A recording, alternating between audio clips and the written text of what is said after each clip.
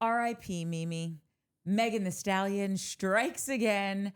And thank God this show is over next week because we can't keep doing this. It's killing us. Welcome to Showmance, guys, the only show on the internet doing deep dives on shows with no depth. Shows as shallow as Kendall's dating efforts. Oh, Madonna mia. Yeah. Sorry, Temecula. Actually, you dodged a bullet. Yeah, super dodged a bullet. And then just a PSA in case anyone missed it. Wait, I don't know. We probably should have added one of these as our 3 things. But hey, Kayla's going through a tough time right now. It wasn't really featured that much in the last couple episodes. I heard her like kind of say it under her breath. I just wanted everyone to know in case they missed it. That is so sweet of you. Thank you. Highlighting that. She's just going through it right now. And she's very private, so she doesn't exactly. want anyone that to know. Too. She doesn't want to bring anyone down. Yeah, she doesn't talk about it a ton, which is like great, but also you got to talk about it, Kayla. You got to. You can't just fly under the radar. She doesn't want to take all the spotlight, like on anyone's birthday or anything like that. That too, which is sweet of her. But sometimes you got to look out for yourself. Yeah, and just speak up. You know, that's what age gives you. It gives you the. That is true. She's young. Chutzpah she is say, young still. And I'm gay.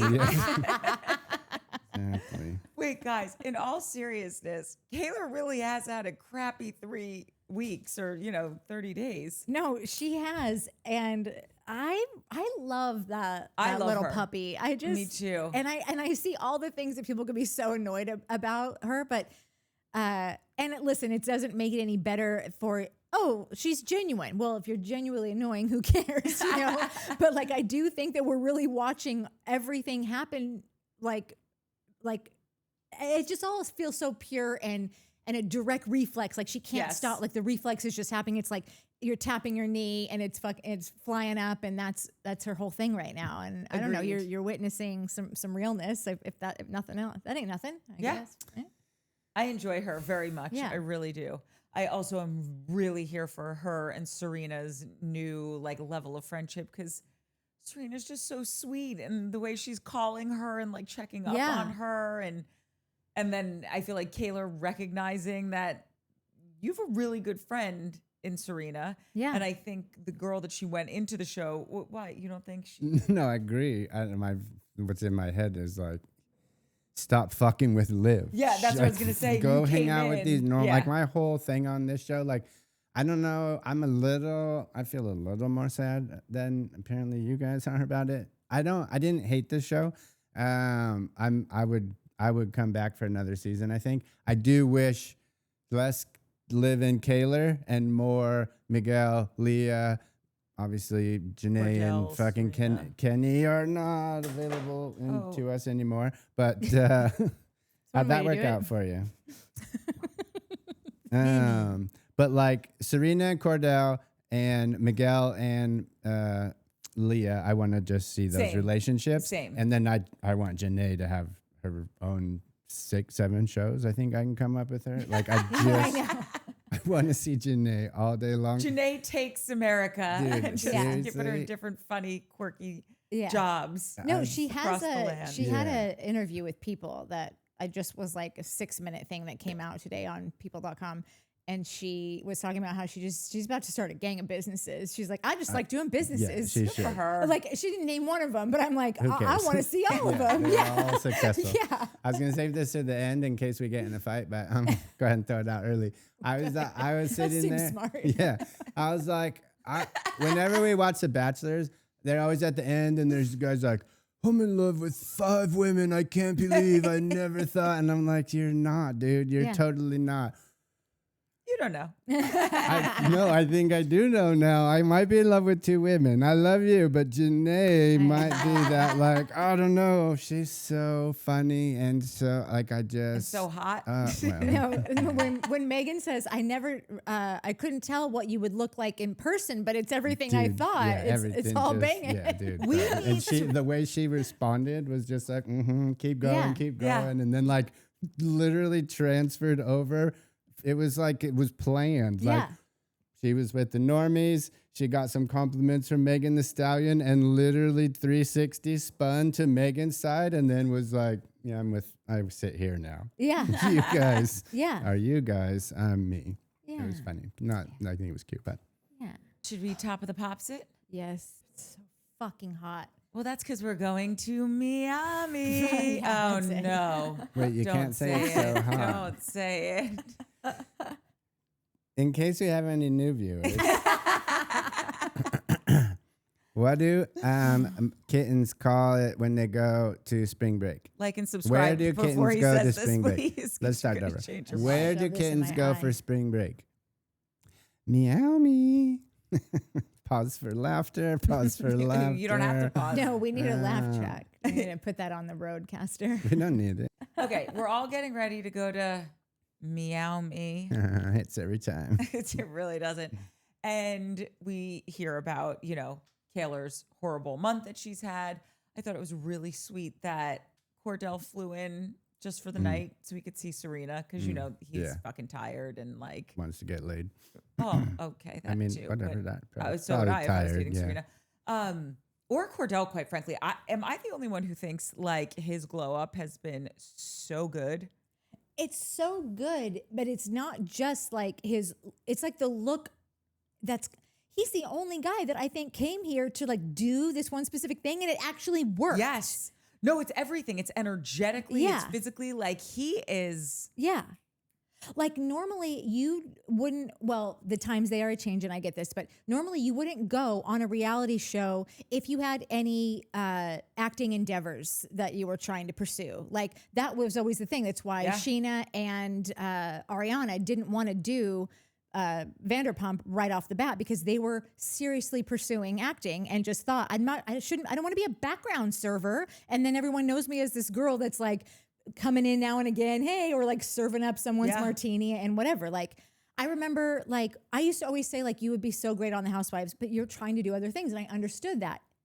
Cordell seemed to only work out for him. It's like his whole life began. I really think it's because times they are changing. It didn't used to be that way. It's been a gradual I think shift. a little bit, sure. I think and we talked about it when it happened. The heart rate challenge, when Cordell came out in that character and murdered that character. Casting people around the world. I mean, I'm like, being funny, turn but it on like channel I'm Peacock. not we talked about it then. Like there's people who like, I'm an actor and they do acting and you're like, oh, cool, that's good, that's good. And then there's people who are like, oh, I can, or whatever. And you're like, okay, yeah, no, that's that's act like you're doing it. Yeah. Like you have a special talent. I don't know if he did classes or what, but the guys, there's something going on, and it was not like it. That's when his glow up happened because everybody picked him as the favorite.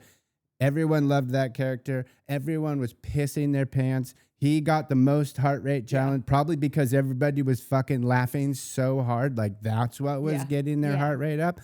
And he was like, I can fucking do this, Yeah. I knew I could fucking stand out from my brother. I knew I was, like that's when it happened. And then from that day on in the villa, he started just being funny and like doing little quirky bits and like just kind of, spreading his little wings. His little wings. Not little wings, but like. Well, no, they said it. He's not he's not the baby anymore. Serena said that. Yeah. But it's funny what you just said. Everyone came here to do something, and he actually is doing it so hard that he's not doing the thing that everyone else is doing. Like, you know what I mean? Yeah. Like these guys are still like, oh, I didn't get the gig off the Love. We're doing a reality show. Cool. Yeah, all right, I'm in. Yeah. Is Cordell No, Cordell's on the fucking chick who created Grey's Anatomy's next show. Like, wait. Yeah, and then after that, he booked something else, so they've extended his time. He's going to fly in one night for episode 7 in Miami, but other than that, he's busy, man. It really is so perfect because anyone else, I feel like you wouldn't be allowed to like, okay, I sign on to this show. Oh, but I've got this other thing. Like I don't think that like these kinds of shows normally allow for that. It's like, no, you're committed or you don't need to be here. But he was so beloved by everyone, and he's got one of the most beloved girls on the show. He's in one of the strongest relationships. They won the whole show. They're in the most popular clique part of it. And then he's still doing these other things. So it's like, not only like is he allowed to do that because his worth is so high. Yeah. But now I think that this show is really just serving as an advertisement to him for other casting 100%. directors to be like, that kid's working, that like everyone loves this kid. Like they're just keeping him on people's tongues, you know? We were talking about this when we were doing the third part of the reunion for the Valley. And I remember I was saying there are people who are on these shows, and I was using Bethany Frankel as an example, that they deliver so much just as themselves that they're the ones that get like special preferential treatment where it's like everybody else has to talk about their personal life, but if you don't want to talk about this dude that you're dating, we're going to let it slide because you bring so much value just as you showing up. Yes. And Cordell, I think, is one of those people where it's just like, we will take you any way we get you because you're just such a fucking lovable ace. Not ace, you know what I mean? Like, I know. That, okay, great. We get you for 2.5 episodes, if that, and you've said all 4 sentences. Great. Yeah. Let's do it. I just realized, and I'll cut this part, but that ace and Trump, both these words that like you would normally they fucking totally ruin these. Like, I don't want an ace in the hole if it's that fucking ace. I don't want to like trump someone if it's like, barf. Wait, you know, we've got the reunion for Love Island coming up. Just so at least that'll give us something else. Yeah, that'll be great. To do next week. Yeah. Okay, the next portion is hold. I had it in my brain and then I forgot it. Well, one thing right off the top, I just please. want to mention that is so cute that I feel like is just like one of those intro scenes where like nothing's happening. They're just kind of dropping in on people. Was when Aaron finds a note from his mom in his pants. He's like, well, I haven't worn these pants since I got here. Oh, it's a note from mom. And which is like, if it's true what she wrote, he like really didn't want to come. He was, I mean, like seemingly off of what that note said, it seems like he was dreading this, and she was just giving him like encouragement and being like, it'll be over before you know it. Don't worry about it. I love him so I know, me too. much. Every episode is written on his face in fucking lipstick or semi-permanent Sharpie. I don't want to be here. I know. And I always just talk wanted about to show up and be like, are you good, Kayla? Yeah. No, I'm not. I'm really having a hard time. It's all your fault. Great. I apologize. I don't want to be here. But that's also, to me, what makes him one of the most interesting people on the show. No, totally. Like, I would so much rather follow him around and see what's going on up in his cute little noggin covered with that great head of hair than hear anything about Kendall or Liv, because for whatever reason, they're just, it's like they're on 11 with their volume, and it's making my ears bleed a little bit. I just, both of them have not gotten me at all this season. That's what, like, my overall thing for just like what I've seen of Liv this season, what I've seen of Kayla and Aaron and Kendall is that, like, well, really focusing on Liv and Kayla is that Kayla like does not need this. Like, this is not a good friendship for her, but it really is such a storyline for Liv. If Liv wasn't fighting with Kayla, what else is she doing besides hanging out with Kendall? Like, yeah, or just like random guys. Like, it's like this last week it was Aaron, but she's in TikToks right now with Kendall. Like, but no one likes Kendall, so like really she'd have nothing but like unlikable things. And I like Liv. I like Liv as an individual person. I think that she is a good component of like a group of people, because I think that she will call people out on things, and like every show needs that person that's just gonna like call something out. But like, as far as being a friend, I don't think she's anyone's friend. Yeah, I agree. That's my problem with her. And I feel like Kayla said it in the episode. She's like, she's too hyper aware of how she's coming off, of what people are thinking of her. And it's ironic because she's missing the mark. So she thinks that she's doing all this stuff that's coming across in a way that's like, oh, you look great. You said, and I'm not saying that she doesn't look great, but I've said this before. It just feels like Liv is beautiful. Yeah. But everything, it's just so much. The nails, the hair extensions, the eyelashes, the injections everywhere. And you are young. You are 23. I know. It's years old. And all of this just ages you. Yeah. And here's what I am like a person that believes very heavily in moderation. So it's like, when I'm doing my skincare stuff, I get 2 expensive products, right? like maybe a really good serum, and my eye cream is expensive. Everything else needs to be like an affordable drugstore adjacent product. Yeah. And I feel the same way with beauty shit. It's like, yeah, I get to do Botox and I get to dye my hair. But once you start adding in all of that other stuff, one, your life just becomes a list of things to do to constantly be in upkeep. Okay, yeah, no, of your you'd look. be like getting my hair colored is like hard enough. Like every 5 weeks, it's like, okay, the 5th Sunday, like I gotta fucking go and rotate and your sit tires in that chair for 4 hours and then also pay, and then there's the haircut, and then there's the Botox, and then like and then 3 months goes by and you're like, I'm repeating all my same outfits, so I need to go buy other clothes. Like it's just so all the things, the injections and the eyelashes and the lips and the like, it just seems like, do you ever have a weekend off? That's my like point. just to chill and like, oh, I don't have any appointment somewhere to get picked and prodded and bleached and snatched and pulled and whatever. It's just all so much. Yeah. And she's so beautiful naturally that I just think like, let's start shedding some of this stuff. Be a bit more who you are. You're like doing the most currently. Yeah. And you're not just doing the most with your look. It's also everything that we've seen of you on the show this year has seen, I don't want to say performative, but like she's obviously still figuring out who she is. She's so young. Yeah. I'm not hating on her for that. I'm not hating on her for any of it. I'm just trying to put my finger on like, I feel like you're trying to end game. You're trying to like get the athlete boyfriend.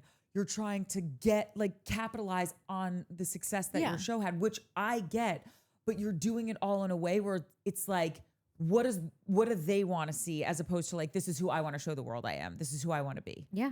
And that's why I'm just not maybe as interested in her as I am someone like Aaron, because Aaron's not performing. He's not singing for his supper. He's just being who he is. And that's interesting to me. No, it totally is. And Serena some people just, might be like annoyed that like, and what Aaron's just there. What, like I heard somebody call him just like not the A cast or whatever. And I'm like, if Aaron wanted to be the A cast, he fucking could be. He wants nothing to do with any of this. It does really seem like the only reason he is here is to make sure that Kayla doesn't like jump off a cliff. Like that seems to be it. Yeah. And he's perfectly fine with just taking the hits and sitting back and staying quiet until there's like, and he'll have a moment where he gets jealous and he's like, I'm going to tell her this, you know, because like he's a human person in the world and whatever. But I don't know. There's something so intriguing about this person of substance that like. It's got a little Dylan McKay in him, if I do say so myself. Yeah. Okay, so then that actually brings us though to our next scene, and it was just a scene lit, but I just have to bring it up. It's when Aaron goes to Connor's hotel room before they go to dinner, and Connor answers the door in some real interesting shorts or tighty whities. That was a lot to see of Aaron. I mean, of Connor. No, that is right? a lot. No one, and anyone it was Bueller? a weird. Well, those, I understand this guy. I think those are Luke's shorts from Hawaii. No, I think those are Luke. from the Valley. Kristen's, Luke. yeah, Oh, Luke yeah. from the No, Valley. I actually think they were Jesse's shorts from Santa Barbara, but they actually fit Connor. Oh, yeah. He did, and I haven't double checked this, but somebody wrote in our comments, did you see that he used to go out with Katie Maloney? Who, Connor? Connor. Now, I don't know if it was a date or they dated. Like, I don't know. Like I said, I didn't look into it, but I don't know. Before After Love Island or before? I might have even been Truth for Peace that said this, but I don't want to put it on her for sure. If it is truth, we'll read it tonight. Yeah. So. Sorry, there's cat hair everywhere. That happens. All the time it happens. Yeah. So anyways, I'll find it later and read it. But if that did happen, that's the most random thing I've ever wild. heard. Yeah. Wait, but where's Connor from? He lives here. So you think recently they went on a... Well, she's been with the dude that she's with for like, I want to say at least a year, if not more now. So it's been a minute. But how long has he lived here? Like he's not from here. No, I think he is from here. Oh, he is from Or how here. about this? He might not be from here, but he's lived here ever since he was an adult, maybe. Yeah, like when he went on Love Island, Like he he's said lived from here Los so Angeles. long. and from Los, he was like, I Okay, think he works in yeah. entertainment, maybe Got it. works for an agency or Yeah. it's something like that. Well, now he's doing his bodybuilding. So this career. could have been Beachbody. like Yeah. 100 years ago. Well, no, because she was with Tom Schwartz So it was for 100 after years. Schwartz? So it was after Schwartz and before the rocker boyfriend that she has right now. Who Tom Schwartz said he really likes. Yeah. So sweet. Love Tom. Okay, then we get to Cordell's birthday dinner. And see, this is why I love Aaron. He goes, I really wanted to like check in. He sent that text and it was a really sweet text. And she just said, thanks. Like, Yeah. there is this push and pull with them that I can't stop watching them. To me, they are so interesting. And like the energy between the two of them, I'm fascinated by it. I want to watch it all day, every day. But he was just like, I know it was really hard that she lost Mimi and I do also want to talk about what happened at Saddle Ranch, but I just don't think like emotionally she could handle it. And I don't want to put that on her. And I'm like, this is either the biggest ruse ever, like his, Aaron 2.0, as we've been calling it, or he really is trying to like change his ways and be a better dude. Yeah. Because that's just a really thoughtful thing. He obviously was so upset. They had this big blow up outside of Saddle Ranch, and he was just like, I'm not bringing it up because she's already in a bad spot. That's thoughtful. He seems to, totally. He seems to me like, because I feel like a lot of people could be watching this thing with like, oh, her grandmother died. And I think that a lot of people might have the reaction of like, well, grandmas die. That's a thing, like, I don't know how seriously. I think all three of us were insanely close with our grandmothers. And like, I don't even mean to say specifically Mike, but like you, because we all totally were, but like you just really, you lived with her. Like she was like a mom. And I feel like that's what Kayla says, something like that too. She said she raised me. She raised me. So I don't know where the mom was, but even for me, my mom was full on, but like when I was that little, we grew up actually, and then she ended up moving to California with us too. So really my whole life when my mom worked, I had stayed with my grandma. Yeah. So there was a stretch of time when I was really little where I called both of them mom. Like, and I would yell for mom and you'd hear two ladies go, yeah, darling. And so like, there's just, I don't know, but I think that Aaron is really tight with his family too. And his grandparents. Yeah. And also I think that Aaron has had such kind of like emotional and like just some mental health issues, like not anything crazy, but like to a point where I think he's worried about her because he knows how he feels and how scary it can feel for him. And I think that he gives her so much like attention to that because I think he's worried like if she's feeling how I was feeling, that's really scary. And so there's just something like, I don't know if she will ever find someone who cares about her as purely and truly. And I'm not saying he's the best guy, her perfect match. I'm not saying that, but like he could be just sort of a little guardian angel for her for years to come. They might always have a adore you from far relationship for the ages, Isn't that kind of nutty? Like it's like really, really sweet and special. And I don't know a lot of people that have that person that like you might not ever be with them, but if I'm her boyfriend, I'm always going to be like, oh, he's back in the States. I don't care if it's in 10 years.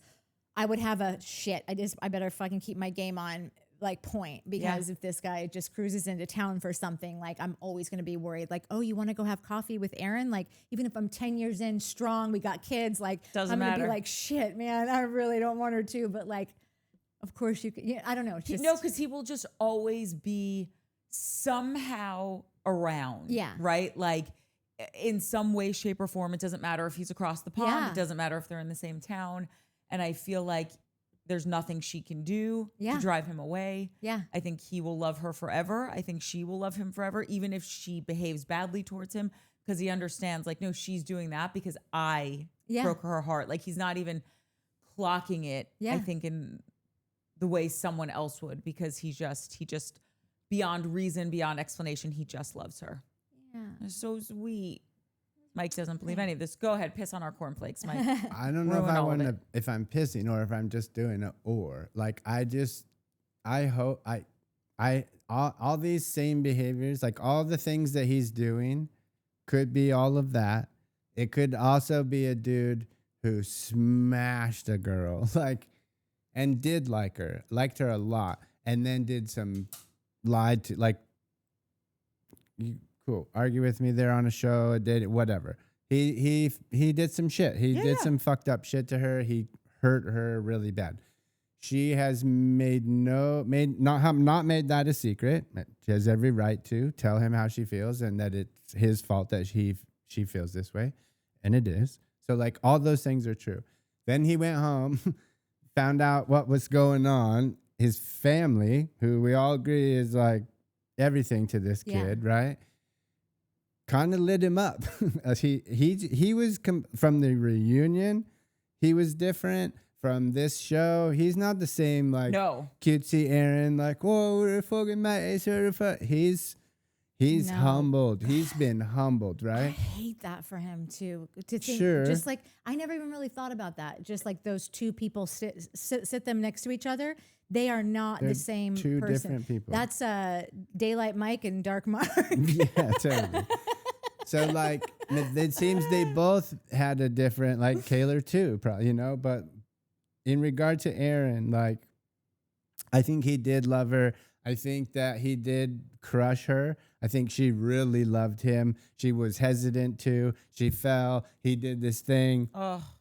He went back, found out his family was like, dude, what the fuck? That crushed him as much as he crushed her. So now everybody's crushed. So there's times when I look at Aaron and I'm like, I appreciate the effort and but like, I also feel like and I don't even mean this to be a bad thing. Like this isn't like somebody said in the comments about the Andy thing that I made a stink about. I can't remember who it was, but they were like, you know, Andy, bloody, blah. It's not his responsibility. Or like, she said something, but then ended it with like Andy Cohen. I made my thing about he only blew up on Jesse about his thing. Yeah. And this person was like, kind of agreeing with me, but also being like, it's not his responsibility. And she was like, and I don't know if that's right or wrong, right?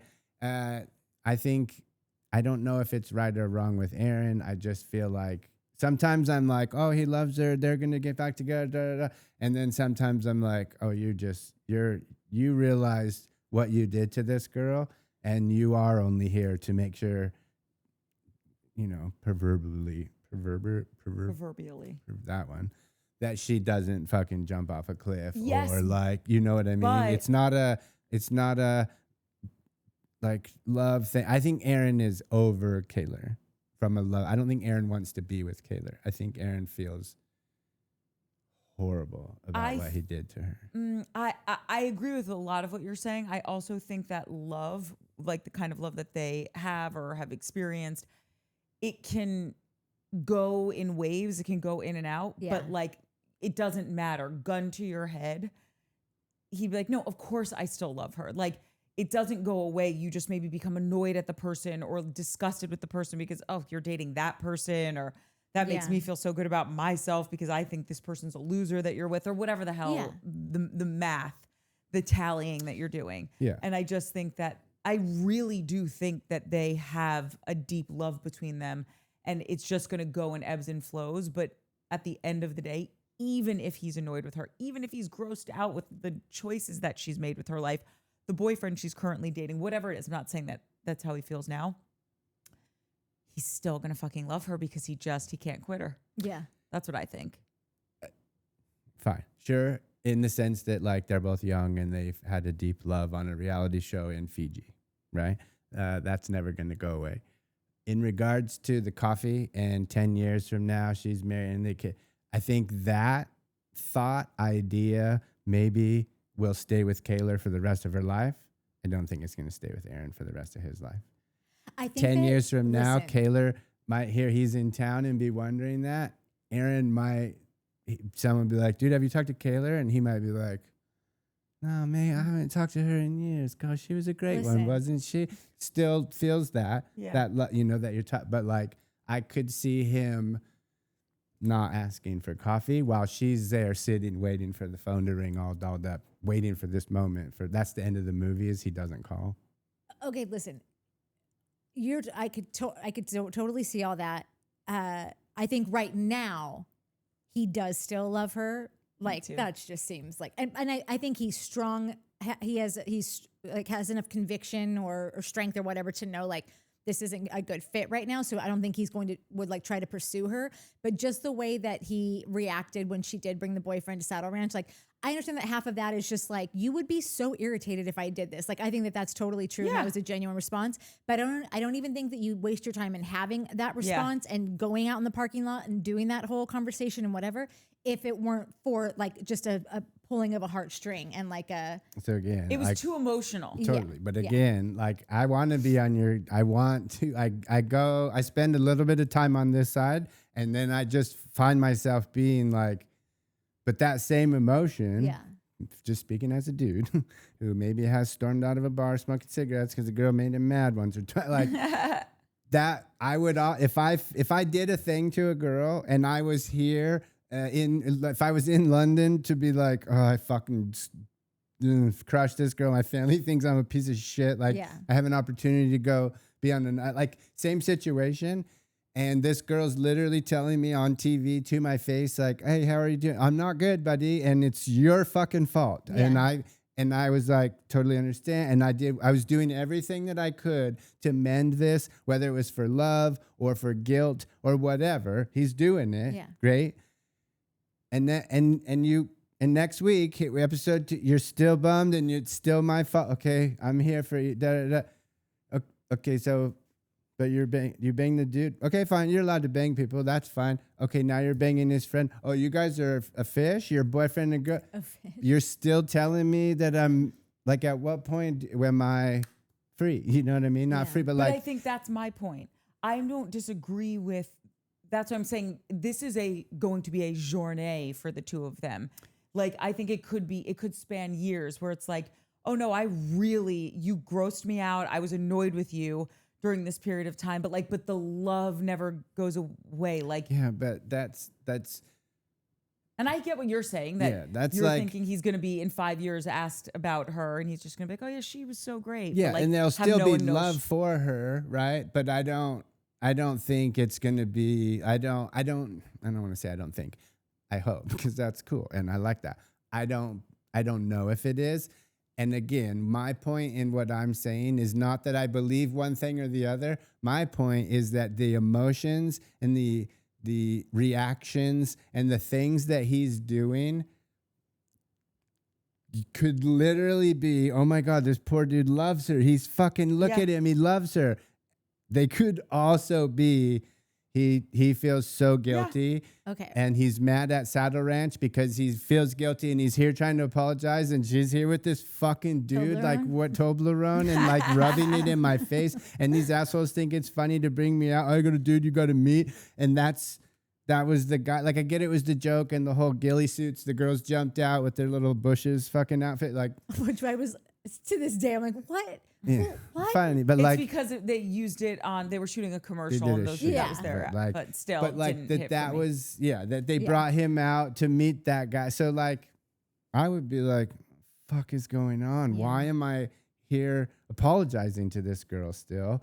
When again, and I'm not saying that I'm just saying, it's right in the line for me that if somebody came down and was like, oh, I know exactly what it is, and they told me he loves her, I would be like, cool, I believe that. And if they were like, no, he's guilty and I would believe that too. Yeah. And nothing would, so that's my push where I'm like, this could go either way for me. Okay. Just one thing that I wanted to add to that first thing was that what I could see with Aaron is that he will meet someone. He will be married in the next 5 years, I think. He will have kids immediately, I think. I think that is, like, if he goes home and stays there and decides, like, this coming back and doing these things, like maybe once every now and then, if it's like some kind of campaign, he's going to get a check and just provide for his family or whatever. But I think that if he returns home, like, and kind of closes this door to like the bopping back and forth and whatever, then I think that Kayla stays like she has like an endearing place in his heart, you know, but like it's not if she stays, because there's a part of Kayla that is just like very young, and she could grow out of all this in the next 5 years and be a completely like everyday 30-year-old who has a great head on her shoulders, and like all of this is just like a person that she used to be, and that could totally happen. But if she stays kind of this like a little bit manic energy and you know, getting in relationships where it's like everything is sort of like dramatic and the friendships are very dramatic, then like the drama from a long lost love will always be a thing for her. But I don't think that is what his trajectory is. So it'll just depend. If he never gets married and never meets that person, then she will be that person for him. But if not, but can you just see him being like, no, I met my sheep herding girlfriend and we got married and had twin boys, little blonde boys, and like, so you know, cute. Well, I guess he's not really blonde though. That was his. No, his but old I'm fake sure hair. he was when he was younger. Yeah. Two little toe heads. Any of these possibilities are very, very valid, and any of them could happen, I believe. I know that mine is a 1 in a billion shot. I'm just that hopeful romantic that it's just like, oh, I like to believe that whether they ever act on it or get together again, that like, no, they really do have a deep love. And like, even if it's just like from afar, like, you know, at the end of In the Way They Were, the Way We Were. I haven't seen that in so long. I don't even remember. But whatever they are half of this show. And there are way more popular, high follower count, bigger story people on this show. And she is carrying half of this show with him. Correct. Because that is the only thing with any real stakes in it, that we are all just like this love story that could be. It's 60. Kayla's carrying 66% of the show. Because 33% of it is with Aaron and the other 33 is with Liv. And then these other assholes are picking up the other 33%. Yeah. And like, it's not even great. I mean, I wish it's that we were not at all. But But that's where we should be. Like Kayla should be 15 to 20%, because it's like I had to fast forward through the fucking dinner scene the second time around. I was just like, I was like, oh, Kayla's complaining about her life, part 1 of 12. Well, hold on, like we're that's here. my notes. Is just holy shit, man. Come on. We're at the dinner scene. So just let's talk about it then for a second, because I was so curious. Do you guys feel that it was a little convoluted, but basically Kayla was saying what someone was mad at another person, and she's like, oh, right, well, that's what Aaron did to me. And then Liv's like, well, that's what you did to me. And that's what blew up. What happened is I think Liv, Janae asked about the date. And he was like, oh, it's not looking great. And then somebody was like, well, how was your meeting with Nicole? And he was like, oh, that went good. She apologized. She didn't, bro. I don't know how to tell you that, but she didn't. And she, whatever. And then somebody was like, do you think it was authentic? And he's like, yeah, I believed her. I thought it was authentic. And did you think it was authentic, what she said? Whether it's an apology or not, do you, Mark Connors, think what she said was genuine? No, I don't know. I don't think so. Like, I don't. Matt?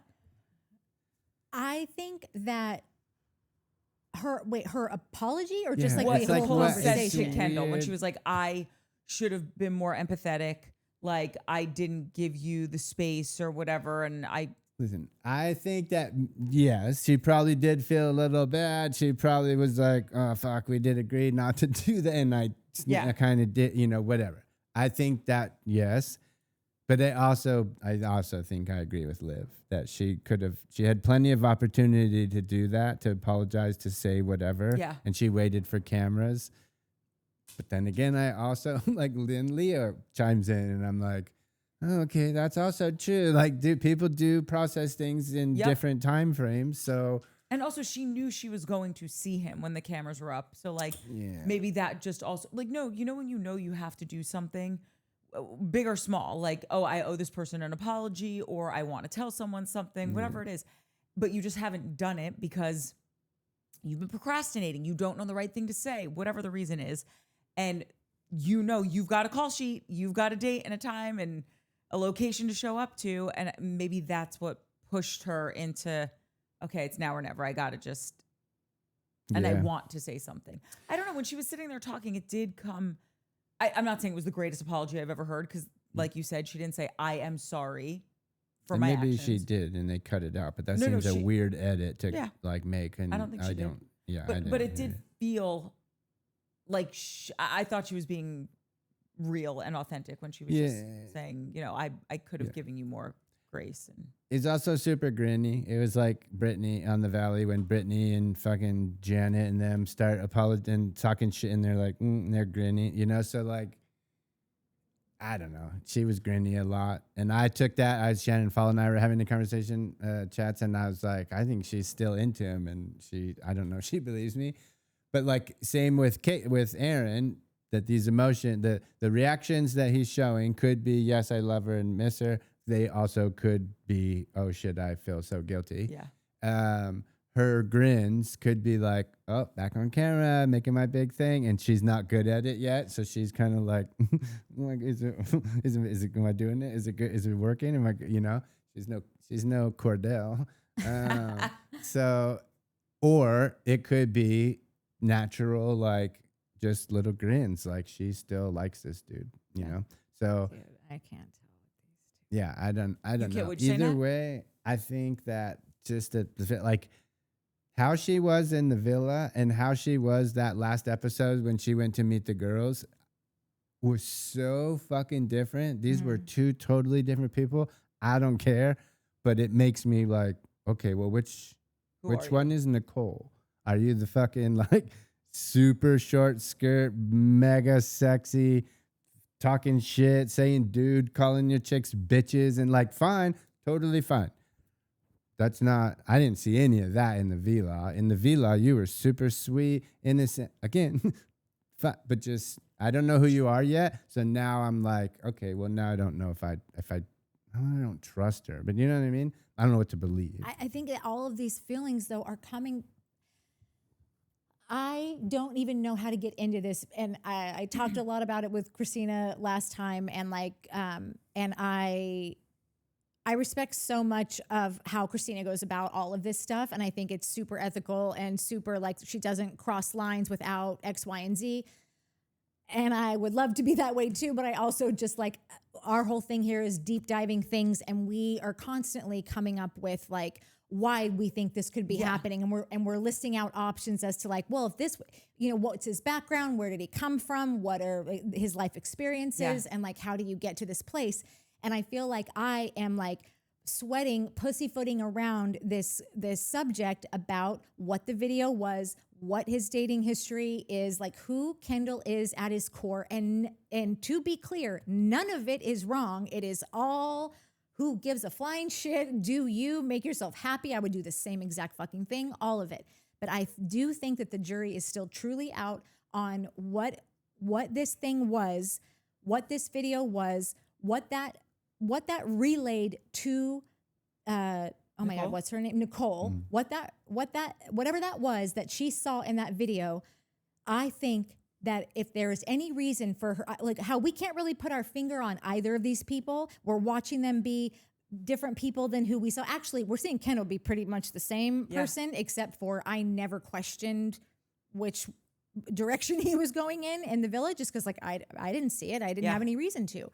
But now that this option has been brought to the table, I now look back at him and I look at how he acted, how he's still acting today, what he's doing, like how he approaches everything in life. It all just seems like this guy is not 100% comfortable with himself, with what he's doing. He hasn't made any real decisions. And so I look at this thing with Nicole and I see that Nicole had a moment where I think that she pissed off a lot of people of a certain generation, and maybe more than just the Gen Z, but like there's a very accepting generation. It gets a little less accepting as it gets older, and I think that she was shamed for how she handled the reunion and how she handled the topic of the sex tape, and I was right there with everyone doing that. We talked about it like it doesn't matter. Who gives a shit? It was the day before the show. I don't care if it was 1 second before he walked into the villa. Like, I personally, and I think you feel the same way, like, doesn't matter what happened. And anyone who doesn't consent to a video, doesn't matter what's on it and whatever. But I think if I put myself in Nicole's place and I think that's the thing that happened and no one really knows about that. Like, some people do. Again, I don't even know if it's real, but I talked to my friend again today to kind of verify like what the video was that he saw. Yeah. And his words to me. Please I'll do just tell. read it. And I probably should try to reword it, but because he just was like, listen. Here's the skinny. I said, how do we know again that the video was definitely loaded on Grindr? I said, I might bring it back up tonight. And I realized I never asked you about that specific detail because he had said that from the jump, but I never said, but how do you know it was Grindr?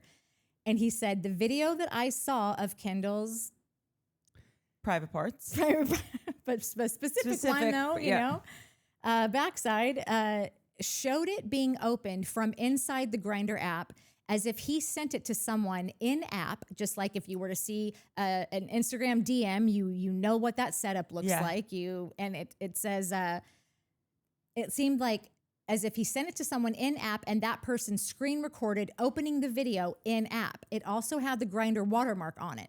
That sometimes doesn't mean shit because those things can be doctored. So who's truly to say? Does that make sense? And I said, it totally does. So it's basically just like acknowledging that like anything is possible with editing. Anything is. But that the way that he saw it was within the app. Yeah. It was, and he said it was, let me try to find the other part. That he was would like, be, listen, whatever your sexual orientation is, do it to it. Okay. I could not give a flying fuck.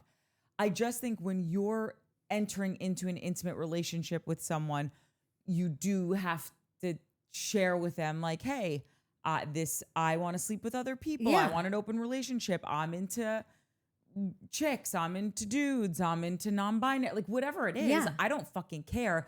I just think you gotta let your partner in on what that is. And so many, and this is like why I almost kind of just want to keep reading these, but like, because we get into all that, like so many of these things, like, okay, hold on.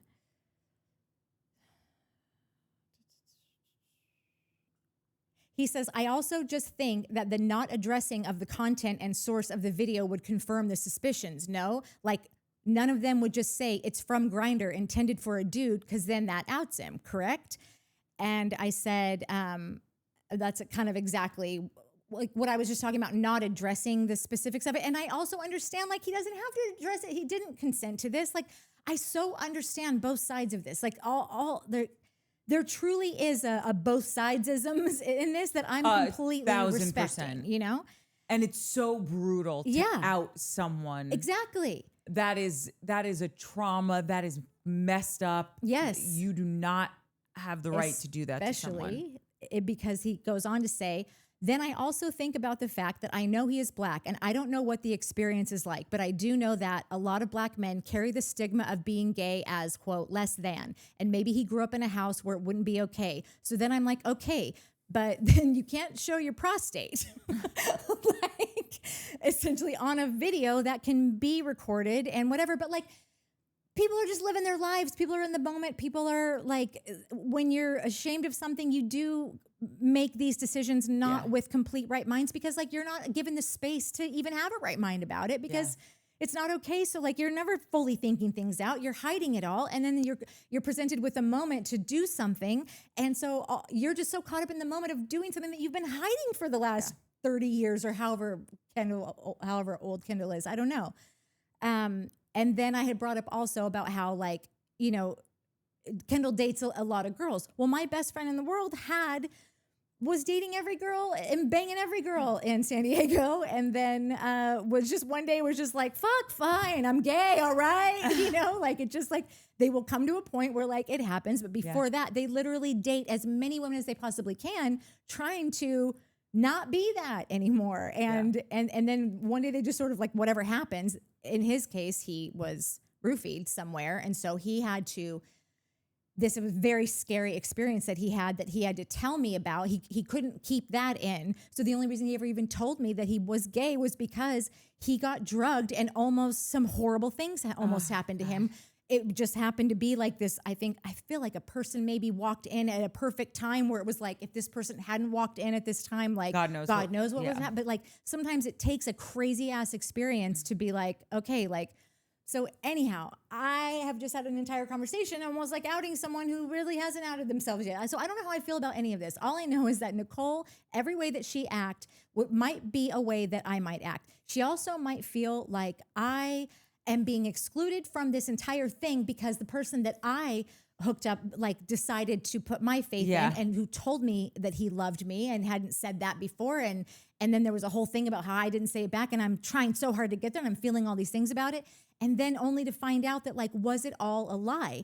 And so now I'm watching all of my friends, because she was very close with those girls. Now I'm watching them all have this experience, get paid for this experience. I'm stuck at my job in Sacramento.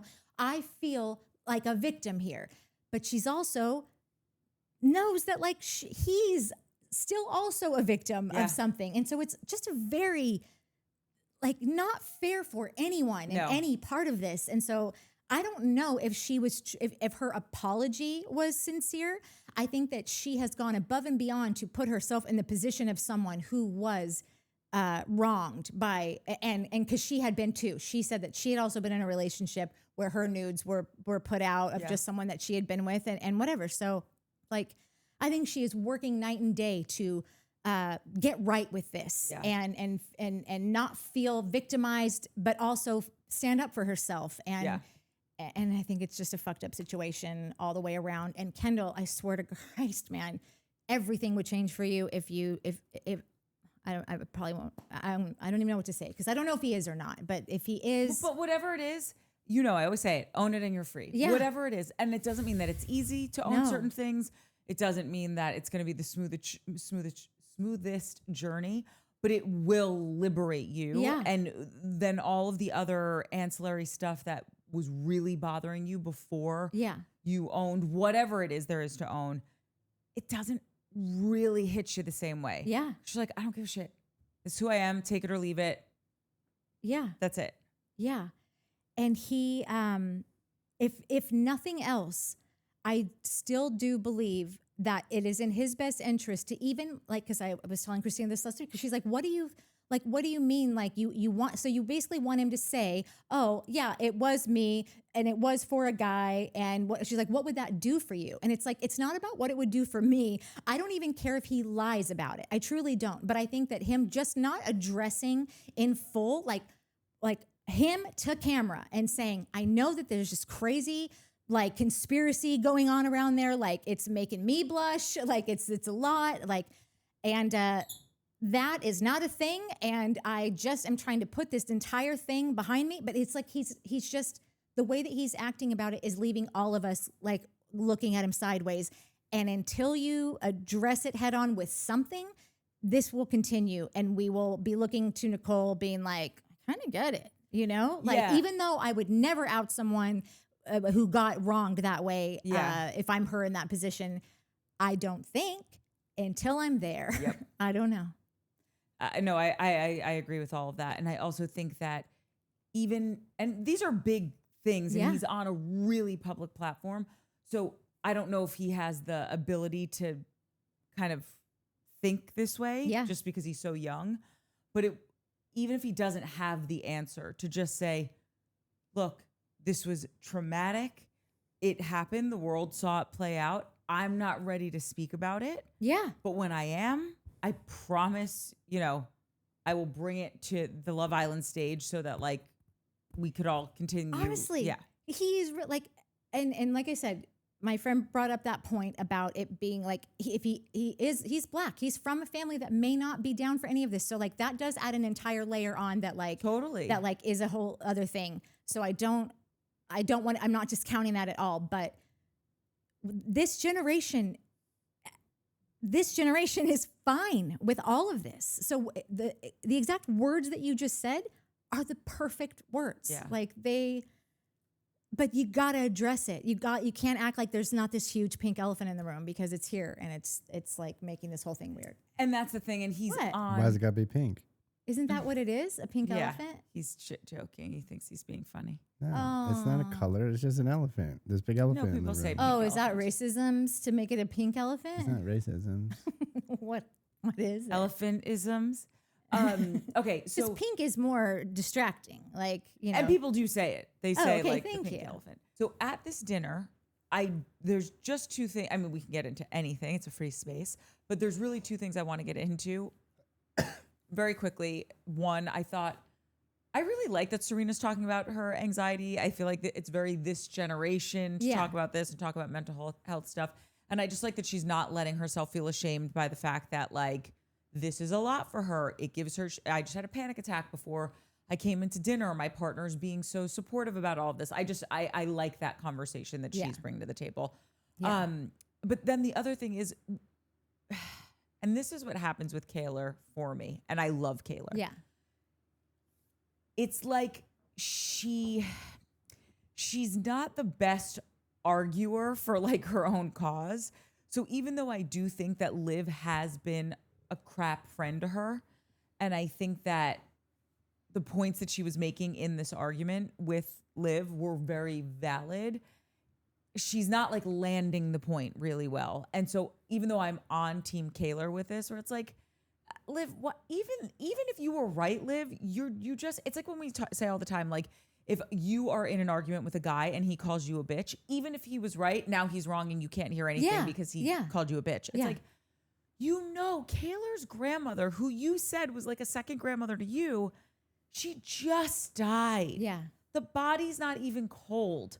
So for her, and before that, she was in the hospital for a legit illness, like with her or physical ailment, whatever, with the kidney stones. Yeah. So when you go after her and you're like, well, but that's what you did to me, and just try to bring it up, it's like, let it slide for right now. Talk about it at another time and just show up and be a good friend for her, because she's had the piss kicked out of her in the last 30 days. It's like, even if you're right, now you're wrong because you did it with really ill timing. Yeah. And I just wanted to hear your thoughts. I didn't know how you guys thought about what you thought about that. Like I said, like we talked about at the top, like that Liv is like, I think she's a great part of a group, of an ensemble. I think that she provides a service by being very straightforward and very like, does not ever seem to worry about like, is this the right time for that or whatever. And if someone is wrong, she'll be the first person to stand up for them or throw a dagger at someone. She doesn't care about it. We've never really had an issue with the way that she's done it. I didn't love how she came, was it her and Kayla or her and someone else? Maybe Kayla with Leah when they were back at the villa, like telling Rob some shit. Like I didn't love that type, but like I would say 90% of the time that Liv speaks out, I'm into it. Right now, she's just looking like she's fighting for a storyline because she doesn't really have anything else, and she's bopping around to different people.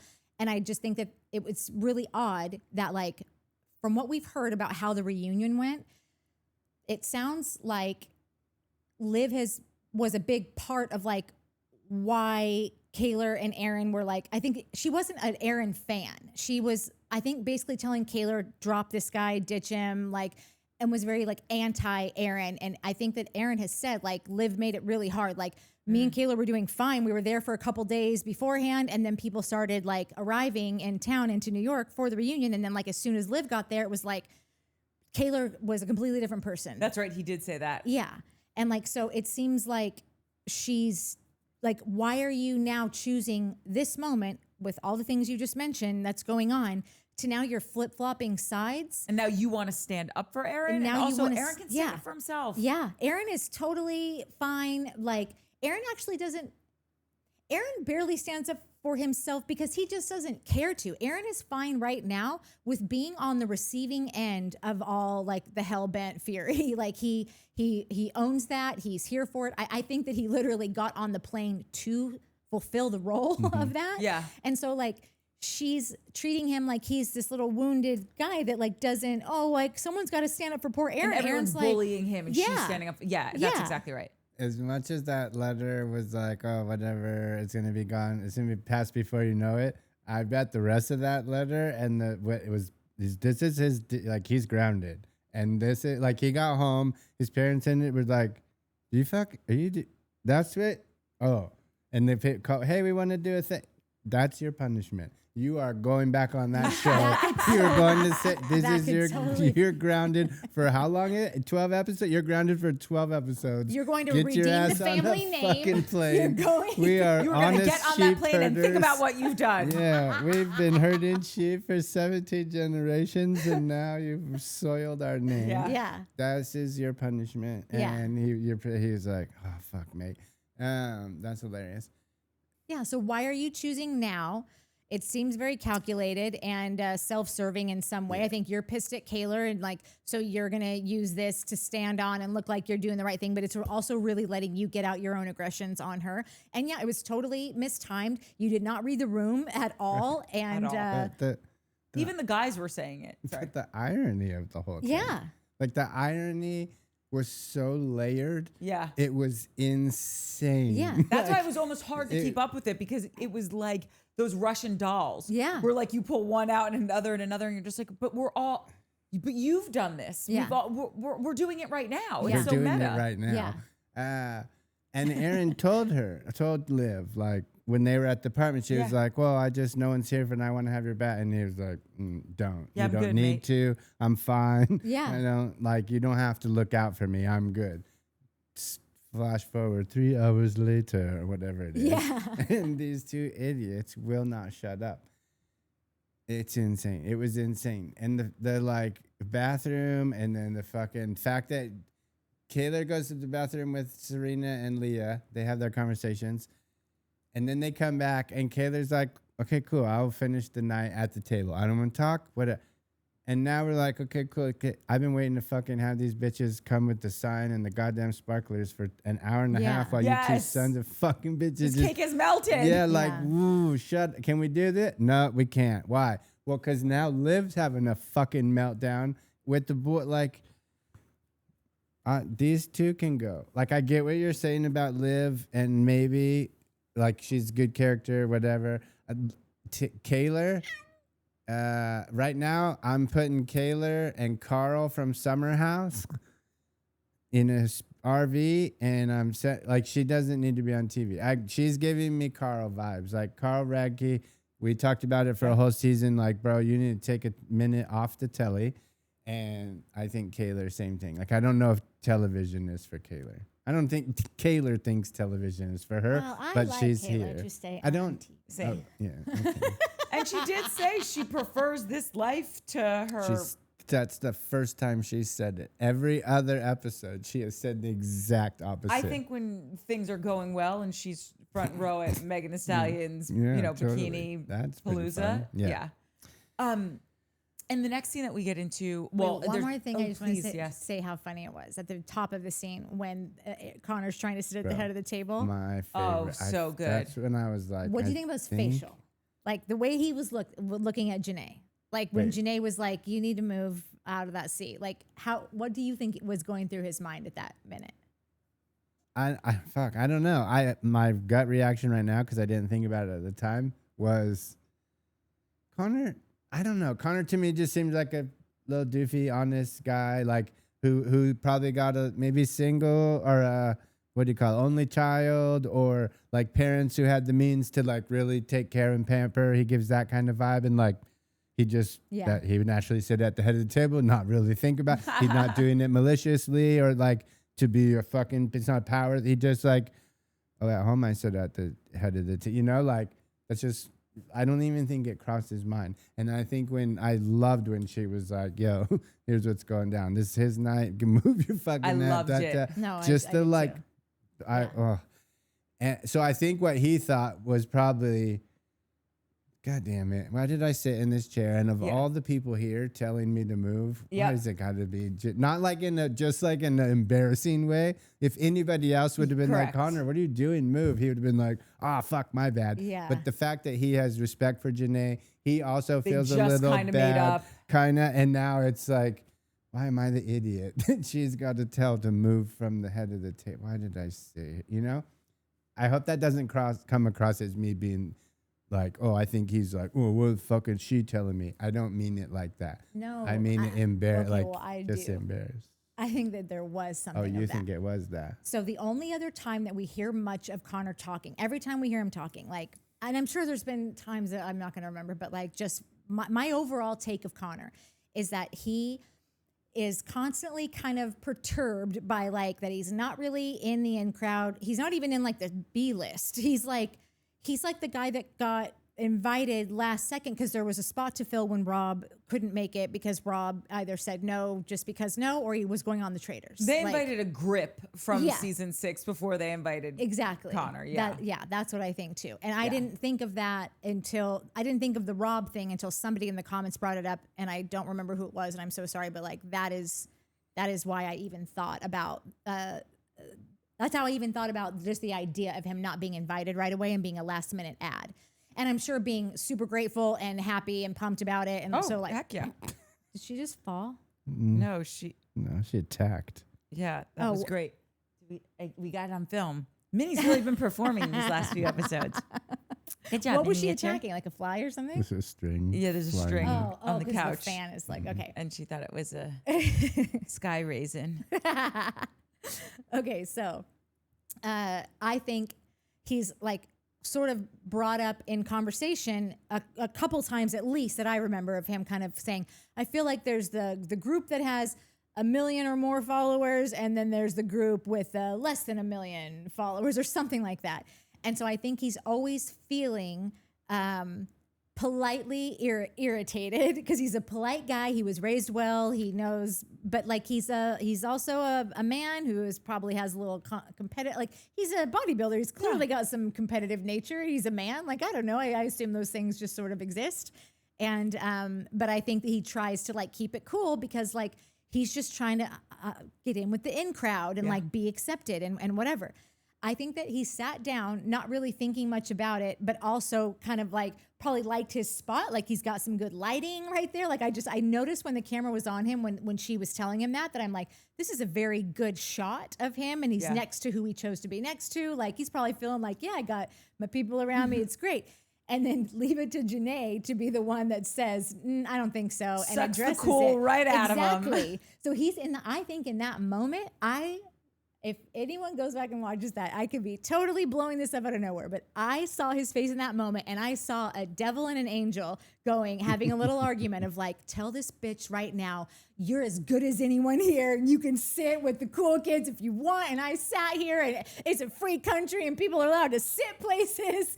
And like, I think that he had a moment where he was gonna tell her like, I'm not moving. But then the point was so deserved that like you couldn't argue it. You couldn't argue it's the point. His birthday. He's flying in for one night. He's on location somewhere. You work in the biz, you know about the on location. Like, because I think he works at an agency or something like that. I don't know. And like, and he's flying back, and there's like nothing. There's nothing. He's got nothing in the stock pile to like say nothing. And so he had to fucking once again put his tail between his legs and like move. But then he also pulls it all by going, oh yeah, man, I didn't think about it. But like it took him a bit to get to say, oh yeah, man, totally, I should move. In that moment, I saw his face. He was thinking, is this the finale? I don't know what the finale is. Like, or we got one more week of shooting. I don't know. Like this is my last night. Am I ever going to say, you guys are assholes? And he couldn't do it because she was right. And he had to get up. But that's why he can't say you guys are assholes, because they're not. No. He's just doesn't. No. One of these things is not like the other. The other, like, I don't know if this goes into your theory or has nothing to do with it. But it's just a random, listen, I'm looking for anything there's a lot in of this show. this I'm looking show. for anything in this show. There's a lot of this show that is interesting. It's like a lot of the reactions and emotions on this show, which I think is fun to kind of guess and talk about, is like, that could be this, it could be that. Like it literally could be, Aaron could love her, he could be so feel guilty. Like, I'm so tired of waiting for this bitch's approval. Yeah, totally. Like, exactly. Or, dang, I should have thought about that. Yeah. You know, like it literally It could be all of it. It could be yes. all of the things. Like I hate that I fucked this up, and she's the one to bring it to my doorstep, and I'm so mad about this whole thing, and I have so much built up, pent up, like. But she's about when she did the whole thing, and she was like, "Yeah, Kayla and Aaron sit here," and Kayla's like, "Janae, I'm not sitting next to Aaron." Oh yeah. And Janae turns around and goes, "Crazy." Yeah, it's crazy. Good Janae. morning is crazy. But she straight turns around and goes, "You want to sit next to Connor?" And she's like, No, then the other thing is that out of all this is also so on brand for all of them. It's like Kayla's reaction to it, Janae's reaction to that, the thing with Connor, and then leave it to Kendall to go, okay, yeah, so how should we do this? And Janae goes, we move.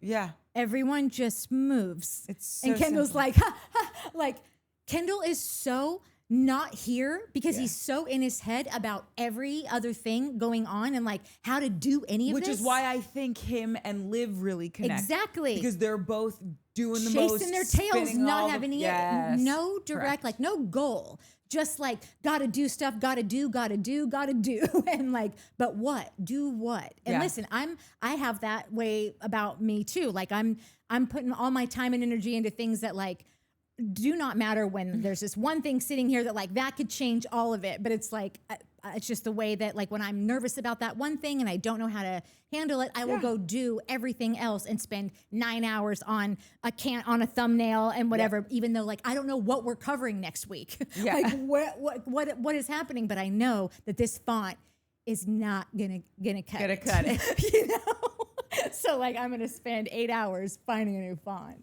Anyway. Okay, so now we get how do on. we do this? We get on the boat, and again, Serena just brings up like her emotional stuff. She says when the group gets together, it can be super overwhelming for her. So I like that she self-soothes. Like she puts herself at the front of the boat, decompresses a little bit. I just love her so much. Yeah. And then the big headline from this, I think, is not just please. For anybody, the back of the boat. Go to the back of the boat. That front, I don't know how she lasted up there. Like I get they were in the channel or whatever, but like that's the part of the boat that bobs up and down. If I was having a panic attack, the last place I would want to go, or even was like I need to chill for a second, is the front of the boat. Oh, I love the bow. I think also While you're having a panic attack? like maybe you need some movement and maybe you like Yeah, because it really jolts you out of your Yeah, physical, out of your mental, and gets you into your body. Yeah, also Which makes is you why, like, when you have nauseous panic as attacks, like you'll do fucking like breathing shit. techniques and stuff like that because it gets you in your body. because if your panic attack has nothing to do with like, oh, I don't really like boats, I get seasick or I feel disconnected or I think it was almost like a total distraction to be same. somewhere that's just kind of, it's like a, you know. Like a baby being rocked. Yeah, or exactly. whatever. Yeah. Maybe. I don't know. You could be right. I don't know. I doubt it. Yeah, well, everyone will tell possibility. us. I agree with Mark. Fuck the front of the boat. Yeah. Back of the boat. Aft for life. Okay, so I think the headline from the boat is Kayla and Liv making up. Liv goes up to her because right before this scene, there was like a scene lit where Kendall and her are talking and Liv are talking, and she's like, no, I know we need to make up. We need to let it go. Yeah. It's kind of been the theme of the season. You guys have been letting it go, and then you bring it up again. I would like to, here's the deal. When Liv is the Liv that we love, where she is like a great team player and standing up for situations that we understand why she's standing up for this person or backing this cause or whatever, that's I think the friend that Kayla fell in love with when they were in Pennsylvania. And I think Liv is one of those people when she's present and doing like everything she's doing is making sense, as opposed to like I keep saying she's like doing the most and is really concerned with how things are coming off and getting the athlete boyfriend and all that stuff. That's where she not just loses me. I think that's where her relationship with Kayla suffers. Yeah. And I just think it's just going to keep happening because Liv is not anywhere near letting this behavior go. No, and she probably needs to like she, like I said, could be thinking about what her story is because she doesn't really have one. She didn't like, there are all the couples that left as a couple, she is not one of those people. The people in the couples are safe. Like, I don't know. This show is probably just going to be, this show needs a whole reworking. We talked about it last week. But like, I don't know what, like, if they think if there's even a possibility of that cast doing another thing like this. She's also someone that doesn't live in America. She's got a green card to worry about. She's got a work visa to worry about. Like, am I getting asked back in a proper amount of time? Am I going to get more work from this? So if you look at the way, just like the sort of the stakes for Liv are a little bit higher, it kind of probably helps to make sense of why she's kind of totally like does. chasing a bunch of things. Now, it doesn't make her a likable character. Like, it doesn't, I don't think it's doing her any favors necessarily. It's probably actually doing the opposite of what she thinks it is. But the manic energy is also sense. Yeah. Like we can feel that. Yeah, totally. We can feel all of that because she was just so different at the villa as she is now. And it's not great. And her and Kendall, it's like a perfect match. It really is. And also the worst because they'll both just be. I see their apology on the thing, which I was like, okay, cool. I'm glad. She was like, I know you don't want to talk, but I just want to apologize. And then their interviews where they're like, I'll always be here for Kayla, and I'll always be here for Liv, and blah, blah, blah. Great. I'm curious to know from two ladies, like, there's a thing that happens in entertainment on shows or whatever, and I'm sure it happens with any job that's like, you work for a shortish amount of time, and then you might never see that person again, or you may see them a year or two from now, whatever, right? But you work on these shows for months, and the hours are insane. It's 7 days a week. So you're like, it's like being on The Bachelor, Love Island. Like, you become friends. You work long hours. You work all the time, and you're in tight knit situations. Like, you become really close. So there's moments, there's times throughout my long career where I will literally meet someone on a show, and within a few weeks, like, your best friend. My best friend. Mm-hmm. Like, my life has changed forever. It will never be like it was before. You talk every day, multiple times a day. All day. We leave after working 14, 15 hours, and it's like, oh, remember that thing that happened today? Tee. You borrow their sweatshirt. Yeah, like, you guys are swapping clothes. Eating lunch together. Like, yeah. And then the show wraps, and you don't see that dude. You don't call him. Yeah. You don't text. Yeah. Like, nothing happens. And then 2 years, 3 years goes by. You're on another and he shows up. And you're like, bro, I fucking did. And it's like you didn't skip a beat. Yeah. Bro, we're going to hang out. Like, we're not going to fucking let that shit happen this time, man. We said we were going to hang out. We're going to hang out. Yeah, we're doing it. And you hang out during the show. And then the next month, we're hanging out. And the show wraps. You're like, yeah, bro, I'll fucking hit you up next week. Yeah, man, we're going to fucking play golf. Yeah, we're going to go ride bikes. We're going to do the whole thing. Nope, you don't see that, dude. But that's your best friend in the whole, like, and then once in the blue moon, you get a Timmy, you get a fucking Paco, you get, you do These call. are Mike's best friends at work. Yeah, sorry. In case nobody knows who Timmy and Paco are. Well, now in life, but met at work. Like, once in a while, you keep one, right? You're like, nah, this one, for whatever reason, you both are like feeling that same thing. I have known some girl friends who are like, who meet, and I don't know what that relationship between two dudes versus two girls. But it seems like these girls like met each other, bonded, but like it seems like I'll be there forever. I'm going to be, this seems like if I had a crystal ball, these two are not going to be friends in 3 years. Agreed. And I feel like with girls, and correct me if I'm wrong, this is my question. I feel like with girls, crazy friendships that are like, nope, we're fucking ride or die forever. They happen out of nowhere. They happen for 3 or 4 years. A thing happens, and then boosh, it's over. But 6 months ago, it was never going to be. You know what I mean? I feel like, I don't know if that happens a lot with dudes. And then I feel like these two girls are that. Like, they're, we're so in love. We're so love each other. Like, oh, her family is the best. Her grandma's my grandma. And we're always going to be there for each other. I feel like in a few years, these two aren't even going to be friends. I agree with that. But what is that? What do you mean?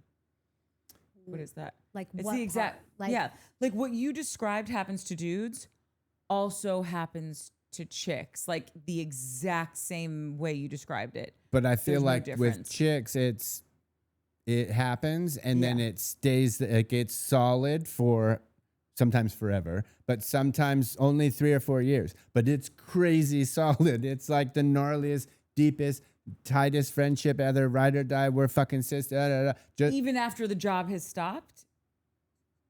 Because you're saying like you're building this off of it's a work relationship that we met at work. I mean, no, not necessarily. I just use that as an example because that's all I do is work. So I don't have any other friends. Yeah.